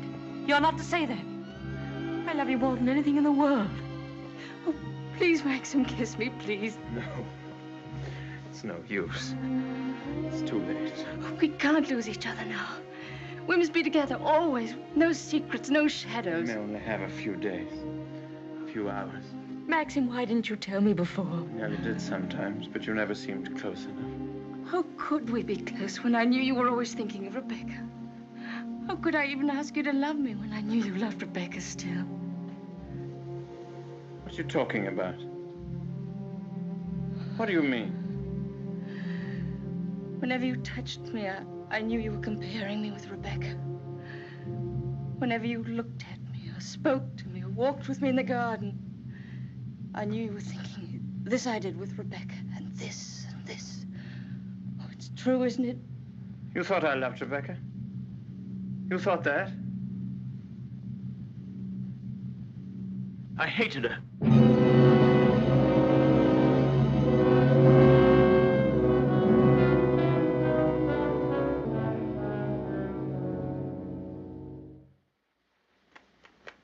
Oh, I was carried away by her. Enchanted by her, as everyone was. And when I was married, I was told I was the luckiest man in the world. She was so lovely, so accomplished, so amusing. She's got the three things that really matter in a wife, everyone said. Breeding, brains, and beauty.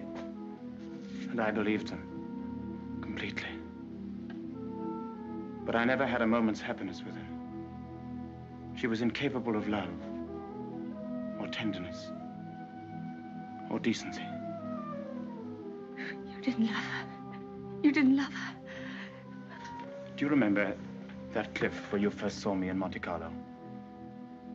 Well, I went there with Rebecca on our honeymoon. That was when I found out about her. 4 days after we were married. She stood there laughing, her black hair blowing in the wind, and told me all about herself. Everything. Things I'll never tell a living soul. I wanted to kill her. It would have been so easy. You remember the precipice? I frightened you, didn't I? You thought I was mad. Perhaps I was. Perhaps I am mad. It wouldn't make for sanity, would it? Living with the devil. I'll make a bargain with you, she said.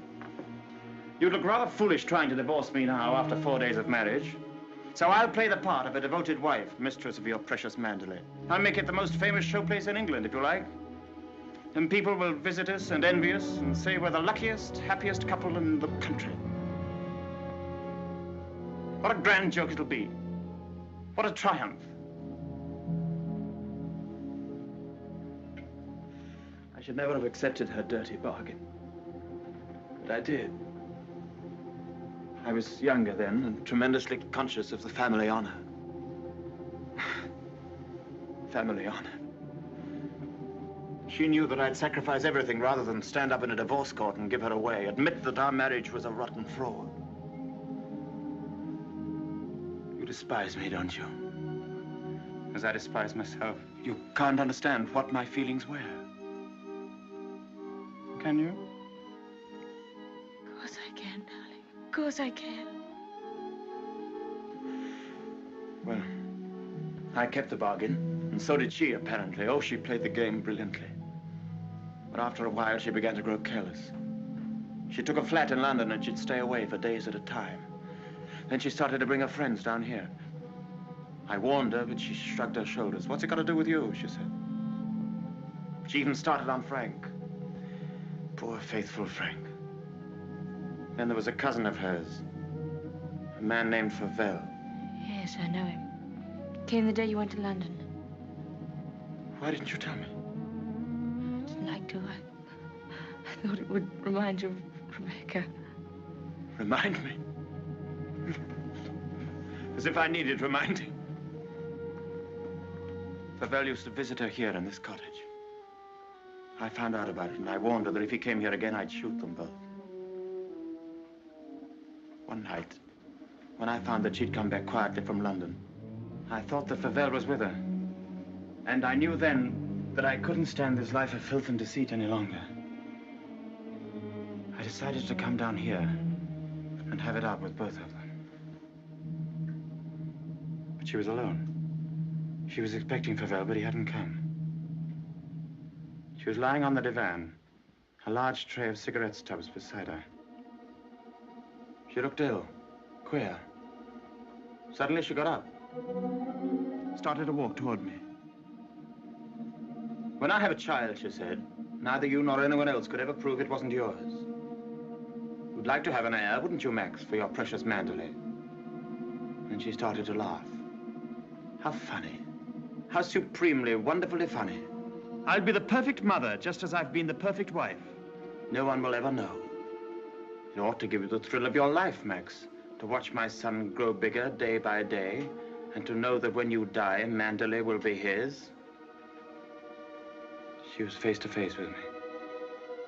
One hand in her pocket, the other holding a cigarette. She was smiling. Well, Max, what are you going to do about it? Aren't you going to kill me? I suppose I went mad for a moment. I must have struck her. She stood staring at me. She looked almost triumphant. Then she started toward me again, smiling.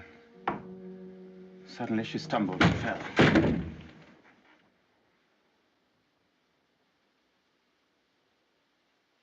When I looked down, ages afterwards it seemed, she was lying on the floor. She'd struck her head on a heavy piece of ship's tackle. I remember wondering why she was still smiling. And I realized she was dead. But you didn't kill her. It was an accident. Who would believe me? I lost my head. I just knew I had to do something. Anything. I carried her out to the boat. It was very dark. There was no moon. I put her in the cabin. When the boat seemed a safe distance from the shore, I took a spike and drove it again and again through the planking of the hull. I opened up the sea cocks and the water began to come in fast. I climbed over into the dinghy and pulled away. I saw the boat heel over and sink. I pulled back into the cove. It started raining. Maxim, does anyone else know this? No, no one except you and me. We must explain it. It's got to be the body of someone you've never seen before. No, they're bound to know her. Her rings, bracelets she always wore. They'll identify her body. Then they'll remember the other woman. The other woman buried in the crypt. If they find out it was Rebecca, you must simply say that you made a mistake about the other body. That the day you went to Edgecombe, you were ill. You didn't know what you were doing. Rebecca's dead. That's what we've got to remember. Rebecca's dead. She can't speak. She can't bear witness. She can't harm you anymore. We're the only two people in the world that know, Maxim. You and I. I told you once that I'd done a very selfish thing in marrying you. You can understand now what I meant. I've loved you, my darling. I shall always love you. But I've known all along that Rebecca would win in the end. No, no. She hasn't won. No matter what happens now, she hasn't won.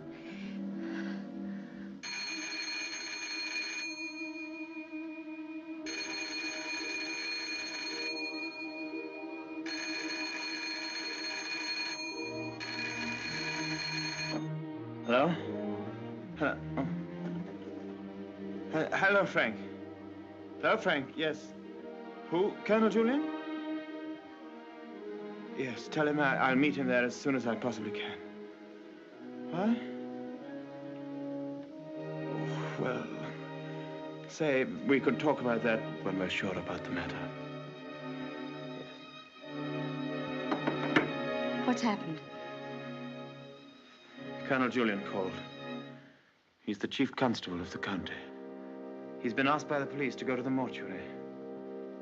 He wanted to know if I could possibly have made a mistake about that other body.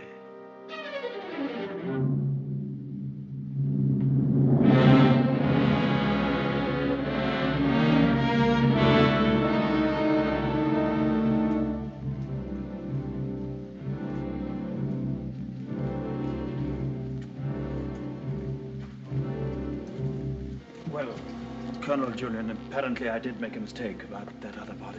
The mistake was quite natural under the circumstances. Besides, you went well at the time. That's nonsense. I was perfectly well. Oh, don't let it worry you, Maxim. Nobody can blame you for making a mistake. Pity is you've got to go through the same thing all over again. What do you mean? Well, there had to be another inquest, of course. Same formality and red tape. Oh. Wish you could be spared the publicity of it, but I'm afraid that's impossible. Oh, yes, the publicity. I suppose Mrs. De Winter went below for something, and the squall hit the boat with nobody at the helm. I imagine that's about the solution of it, don't you think so, Crawley? Oh, yes. Probably the door jammed and she couldn't get on deck again. Yeah. Tad, boat builder, will undoubtedly come to some such conclusion. Why, what would he know about it? Well, he's examining the boat now. Purely as a matter of routine, you know. I'll be at the inquest tomorrow, Maxim. Quite unofficially, you know. We must get together for a game of golf when it's all over, eh? Bye-bye.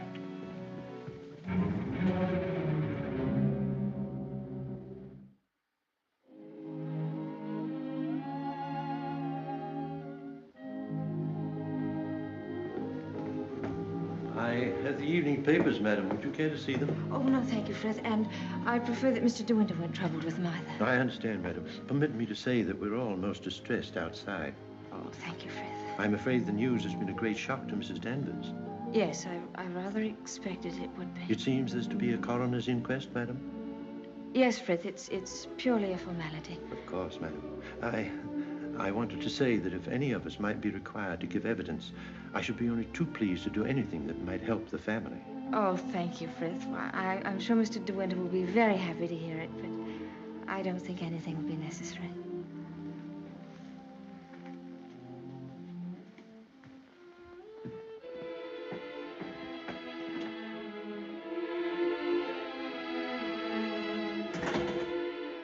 Maxim.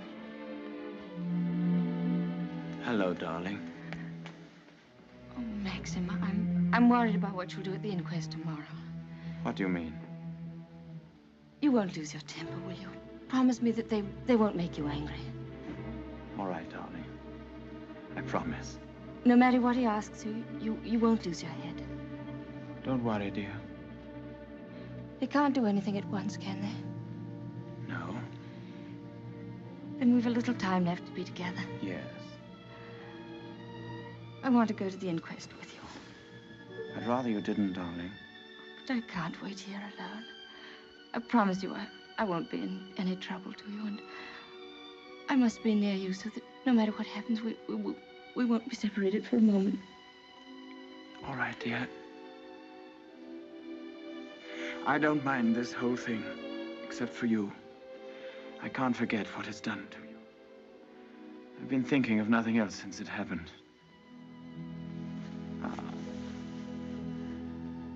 It's gone forever. That funny, young, lost look I loved won't ever come back. I killed that when I told you about Rebecca. It's gone. In a few hours, you've grown so much older. Maxim.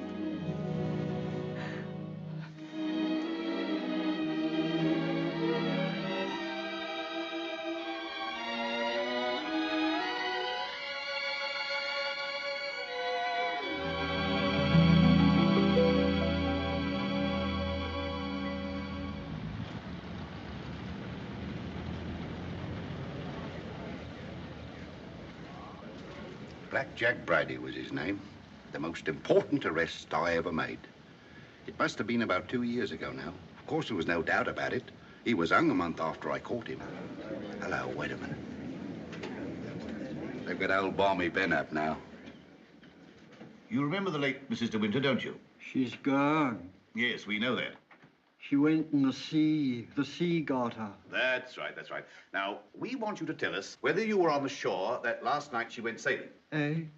Were you on the shore that last night she went out when she didn't come back? I didn't see nothing. I don't want to go to the asylum.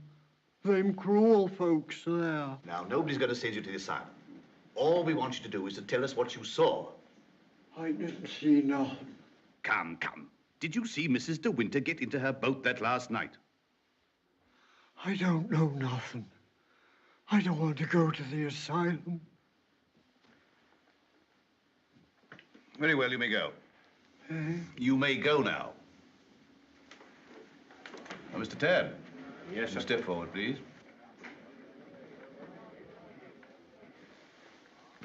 The evidence you give is calling me the truth, whole truth, but the truth. I do. So help me now. The late Mrs. De Winter used to send her boat to your shipyard for reconditioning. That's right, sir. Can you remember any occasion when she had any sort of accident with the boat? No, sir. I often said Mrs. De Winter was a born sailor. Now, when Mrs. De Winter went below, as is supposed, and a sudden gust of wind came down, that would be enough to capsize the boat, wouldn't it? Excuse me, sir, but there's a little more to it than that. Well, what do you mean, Mr. Tabb? I mean, sir, the seacocks. What are the seacocks? Oh, well, the seacocks are the valves to drain out the boat. They're always kept tight closed when you're afloat. Yes? Well, yesterday, when I examined that boat, I found they'd been opened. Well, what could be the reason for that? Just this. That's what flooded the boat and sunk her. Are you implying? That boat never capsized at all. I know it's a terrible thing to say, sir, but in my opinion, she was scuttled. And there's them holes. What holes? You know, planking. What are you talking about? Of course, that boat's been underwater for over a year. And tide's been knocking her against the ridge. But it seemed to me, them holes looked as if she'd made them from the inside. Then you believe she must have done it deliberately? Couldn't have been no accident. Not with her knowledge of boats. You knew the former Mrs. De Winter very well, I believe. Oh, yes. Would you believe her capable of suicide? No, frankly, I would not. You never can tell. You may stand down, Mr. Tabb. Mr. De Winter, please.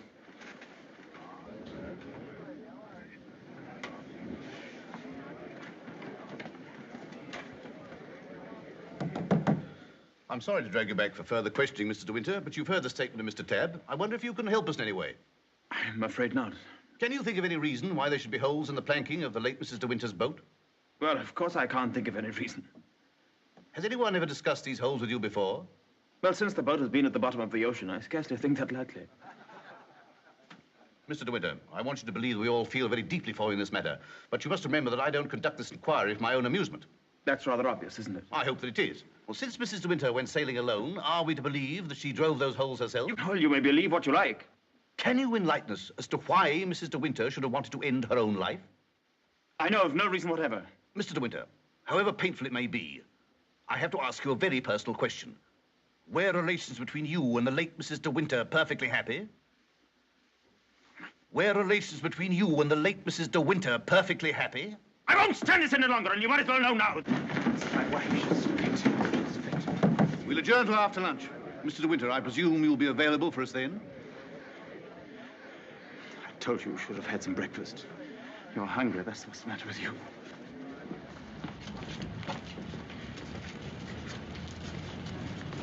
Mr. Frith thought you might like to have some lunch from the house and sent me with it. Oh, that's fine, man. And can you pull around the corner? Very good, sir.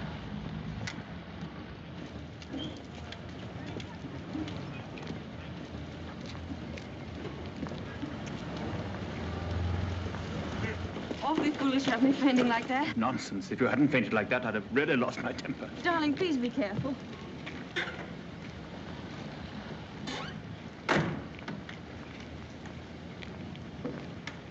Darling, wait here a few moments. I'll see if I can find old Frank. Of course, darling. Don't worry about me. I'll be all right.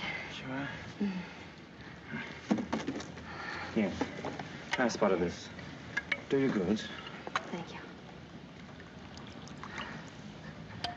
Are you all right? Yes, of course.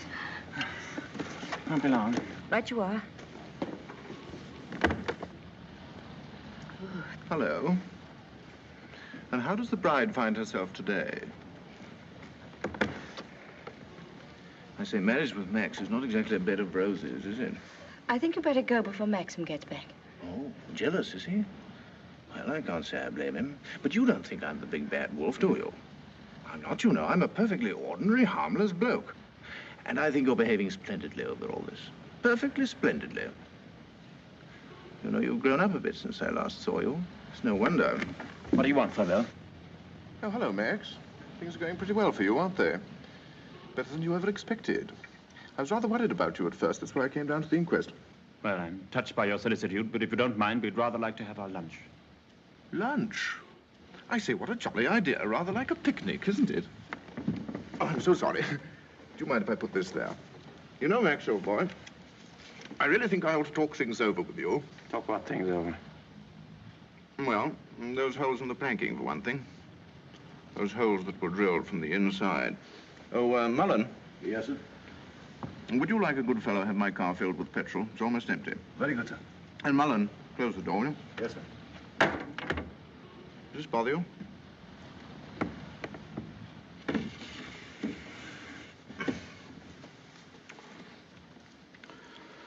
You know, boy, I have a strong feeling that before the day is out, somebody's going to make use of that rather expressive, though somewhat old-fashioned term, foul play. Am I boring you with all this? No? Good. Well, you see, Max, I'm finding myself in a rather awkward position. You've only got to read this note to understand. It's from Rebecca. And what's more, she had the foresight to put a date on it. She wrote it to me the day she died. Incidentally, I was out on a party on that night, so I didn't get it until the next day. And what makes you think that note would interest me? Oh, I'm not going to bother you with the contents now, but I can assure you that it is not the note of a woman who intends to drown herself that same night. By the way, what do you do with old bones? Bury them, eh, what? However, for the time being... You know, Max, I'm getting awfully fed up with my job as a motor car salesman. I don't know if you've ever experienced the feeling of driving an expensive motor car that isn't your own, but it can be very, very exasperating. You know what I mean. You want to own the car yourself. I've often wondered what it'd be like to retire to the country, have a nice little place with a few acres of shooting. I've never figured out what it would cost a year, but I'd like to talk about it with you. I'd like to have your advice on how to live comfortably without hard work. Hello, Favell. Are you looking for me, Maxim? Yes. Mr. Favell and I have a little business transaction on hand. I think we had better conduct it over at the inn. They may have a private room there. Well, see you later. Find Colonel Julian. Tell him I want to see him immediately. Come on, Favell, let's go.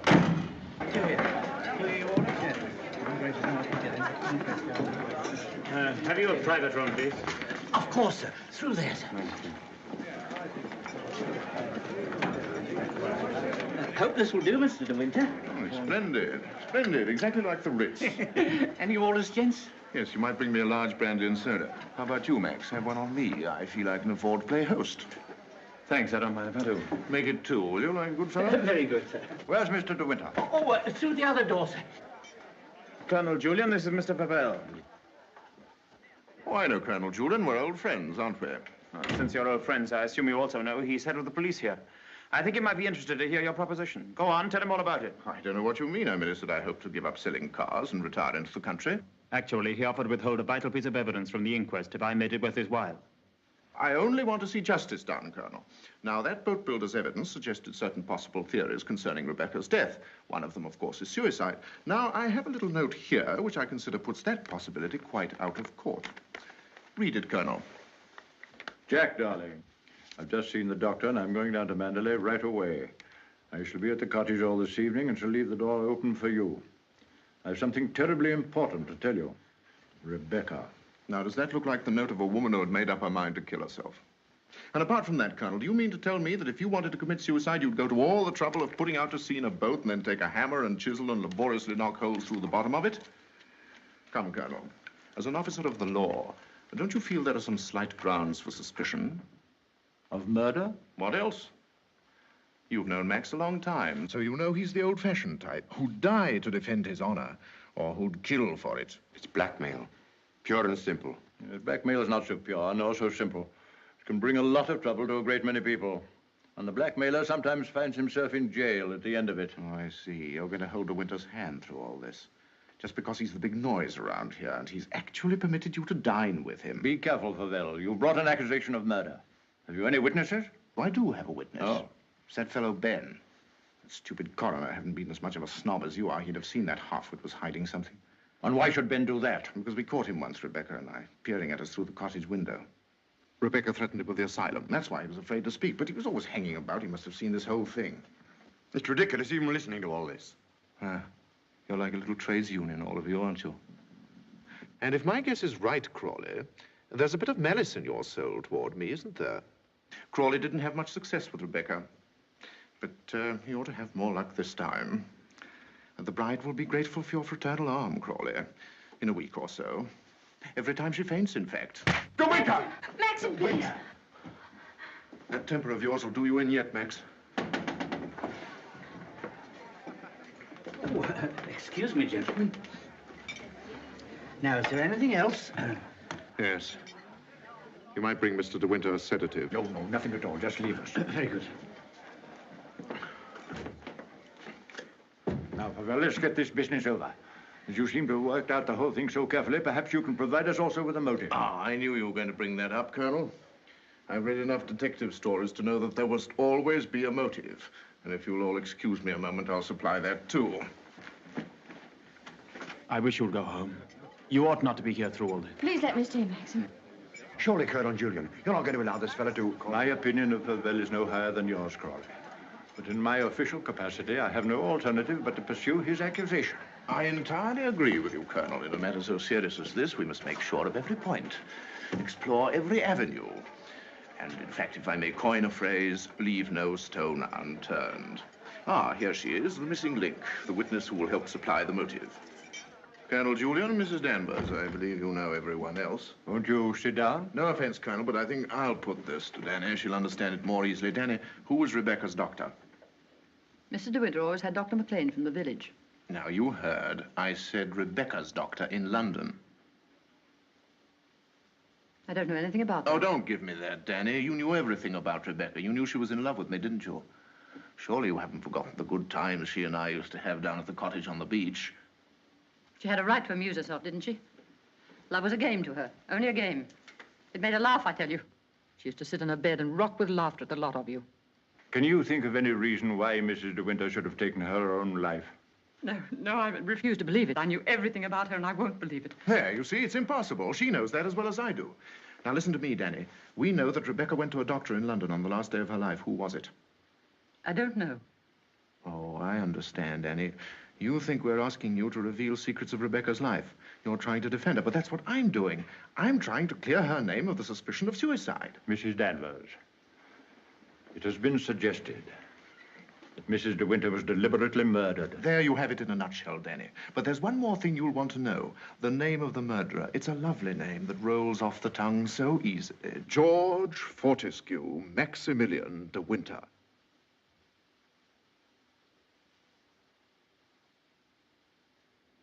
There was a doctor. Mrs. De Winter sometimes went to him privately. She used to go to him even before she was married. We don't want reminiscences, Danny. What was his name?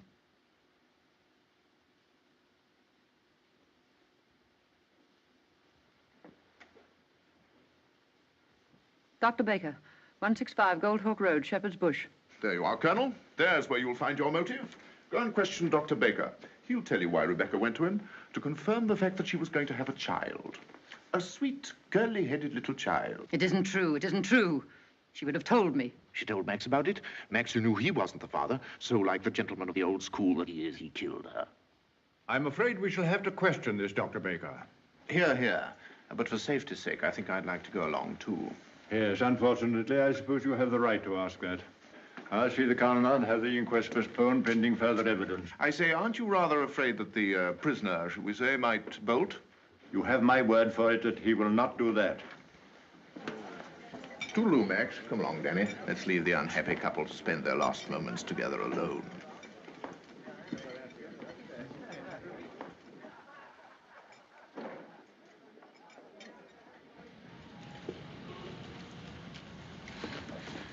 Are you sure you don't want me to go with you, Max?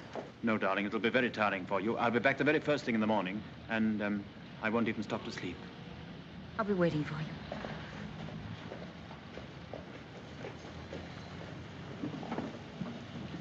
you. Ready, Maxim? Yes. You two go on ahead. I'll follow with Favell.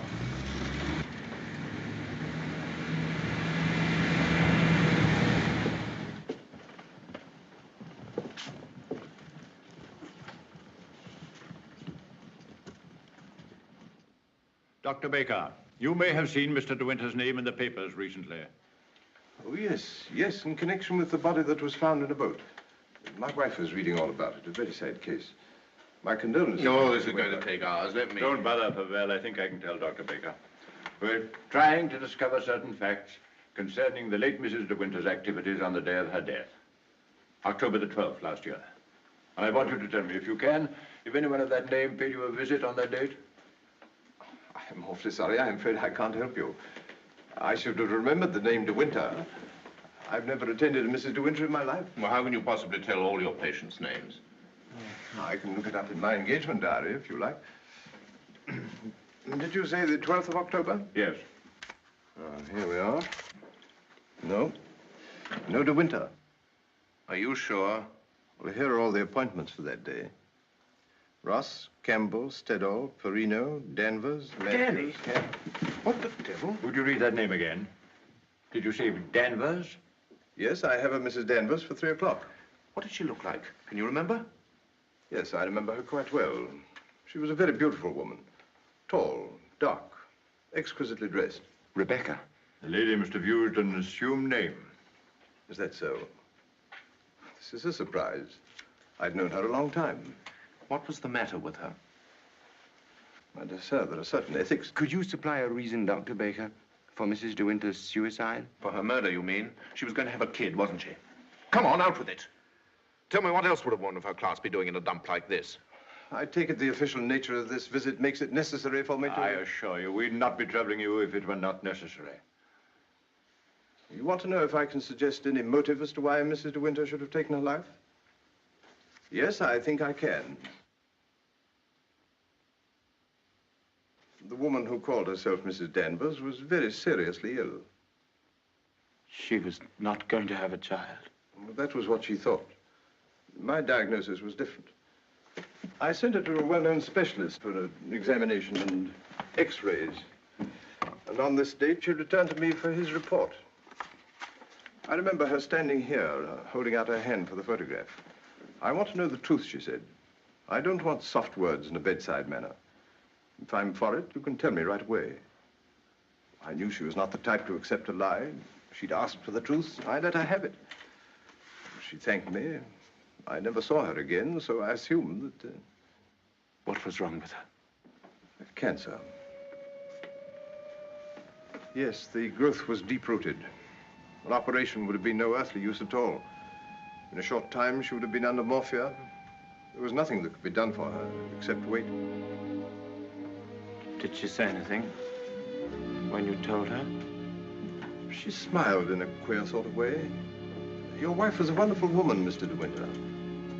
And, oh, yes, I remember she said something that struck me as being very peculiar at the time.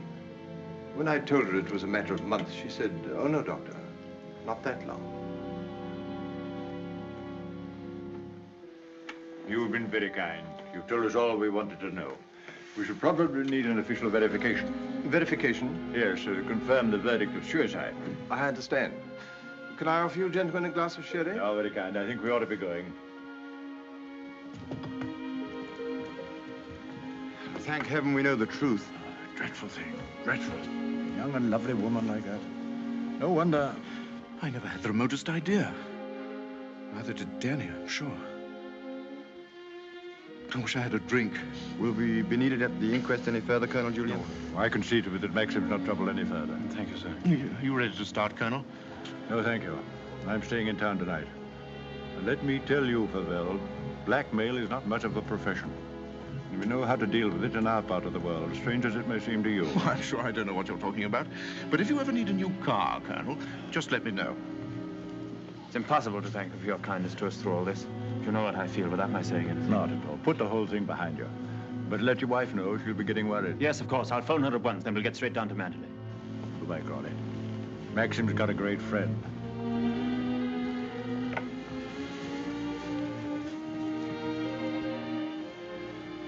Frank. Yes, Maxim? Something you don't know. Oh, no, there isn't.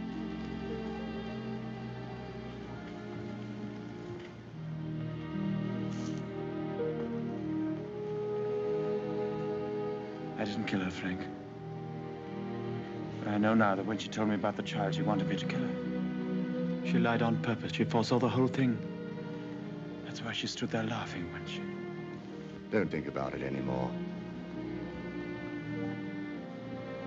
Thank you, Frank. Hello, Danny. I just wanted to tell you the news. Rebecca held out on both of us. She had cancer.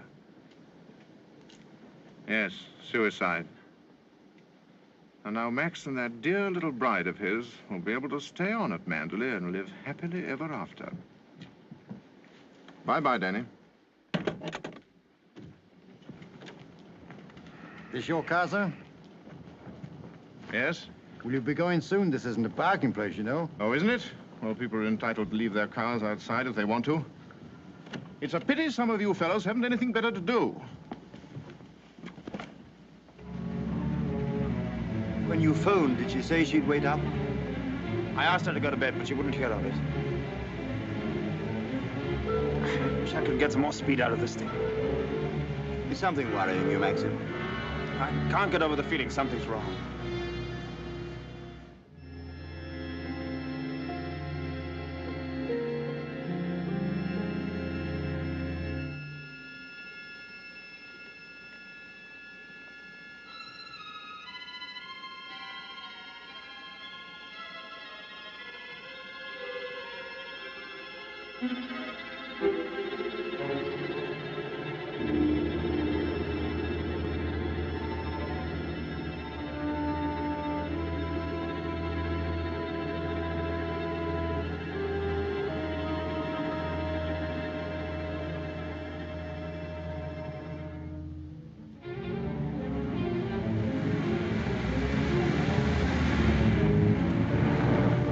Frank. What's the matter? Why did we stop? What's the time? Well, this clock's wrong. It must be 3 or 4. Why? That can't be the dawn breaking over there. It's in the winter that you see the northern lights, isn't it?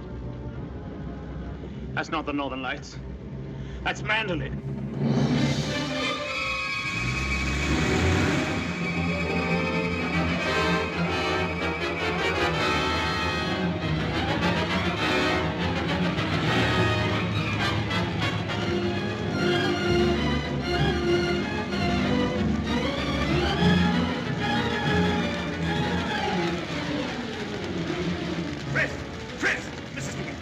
Please. I thought I saw her. Where?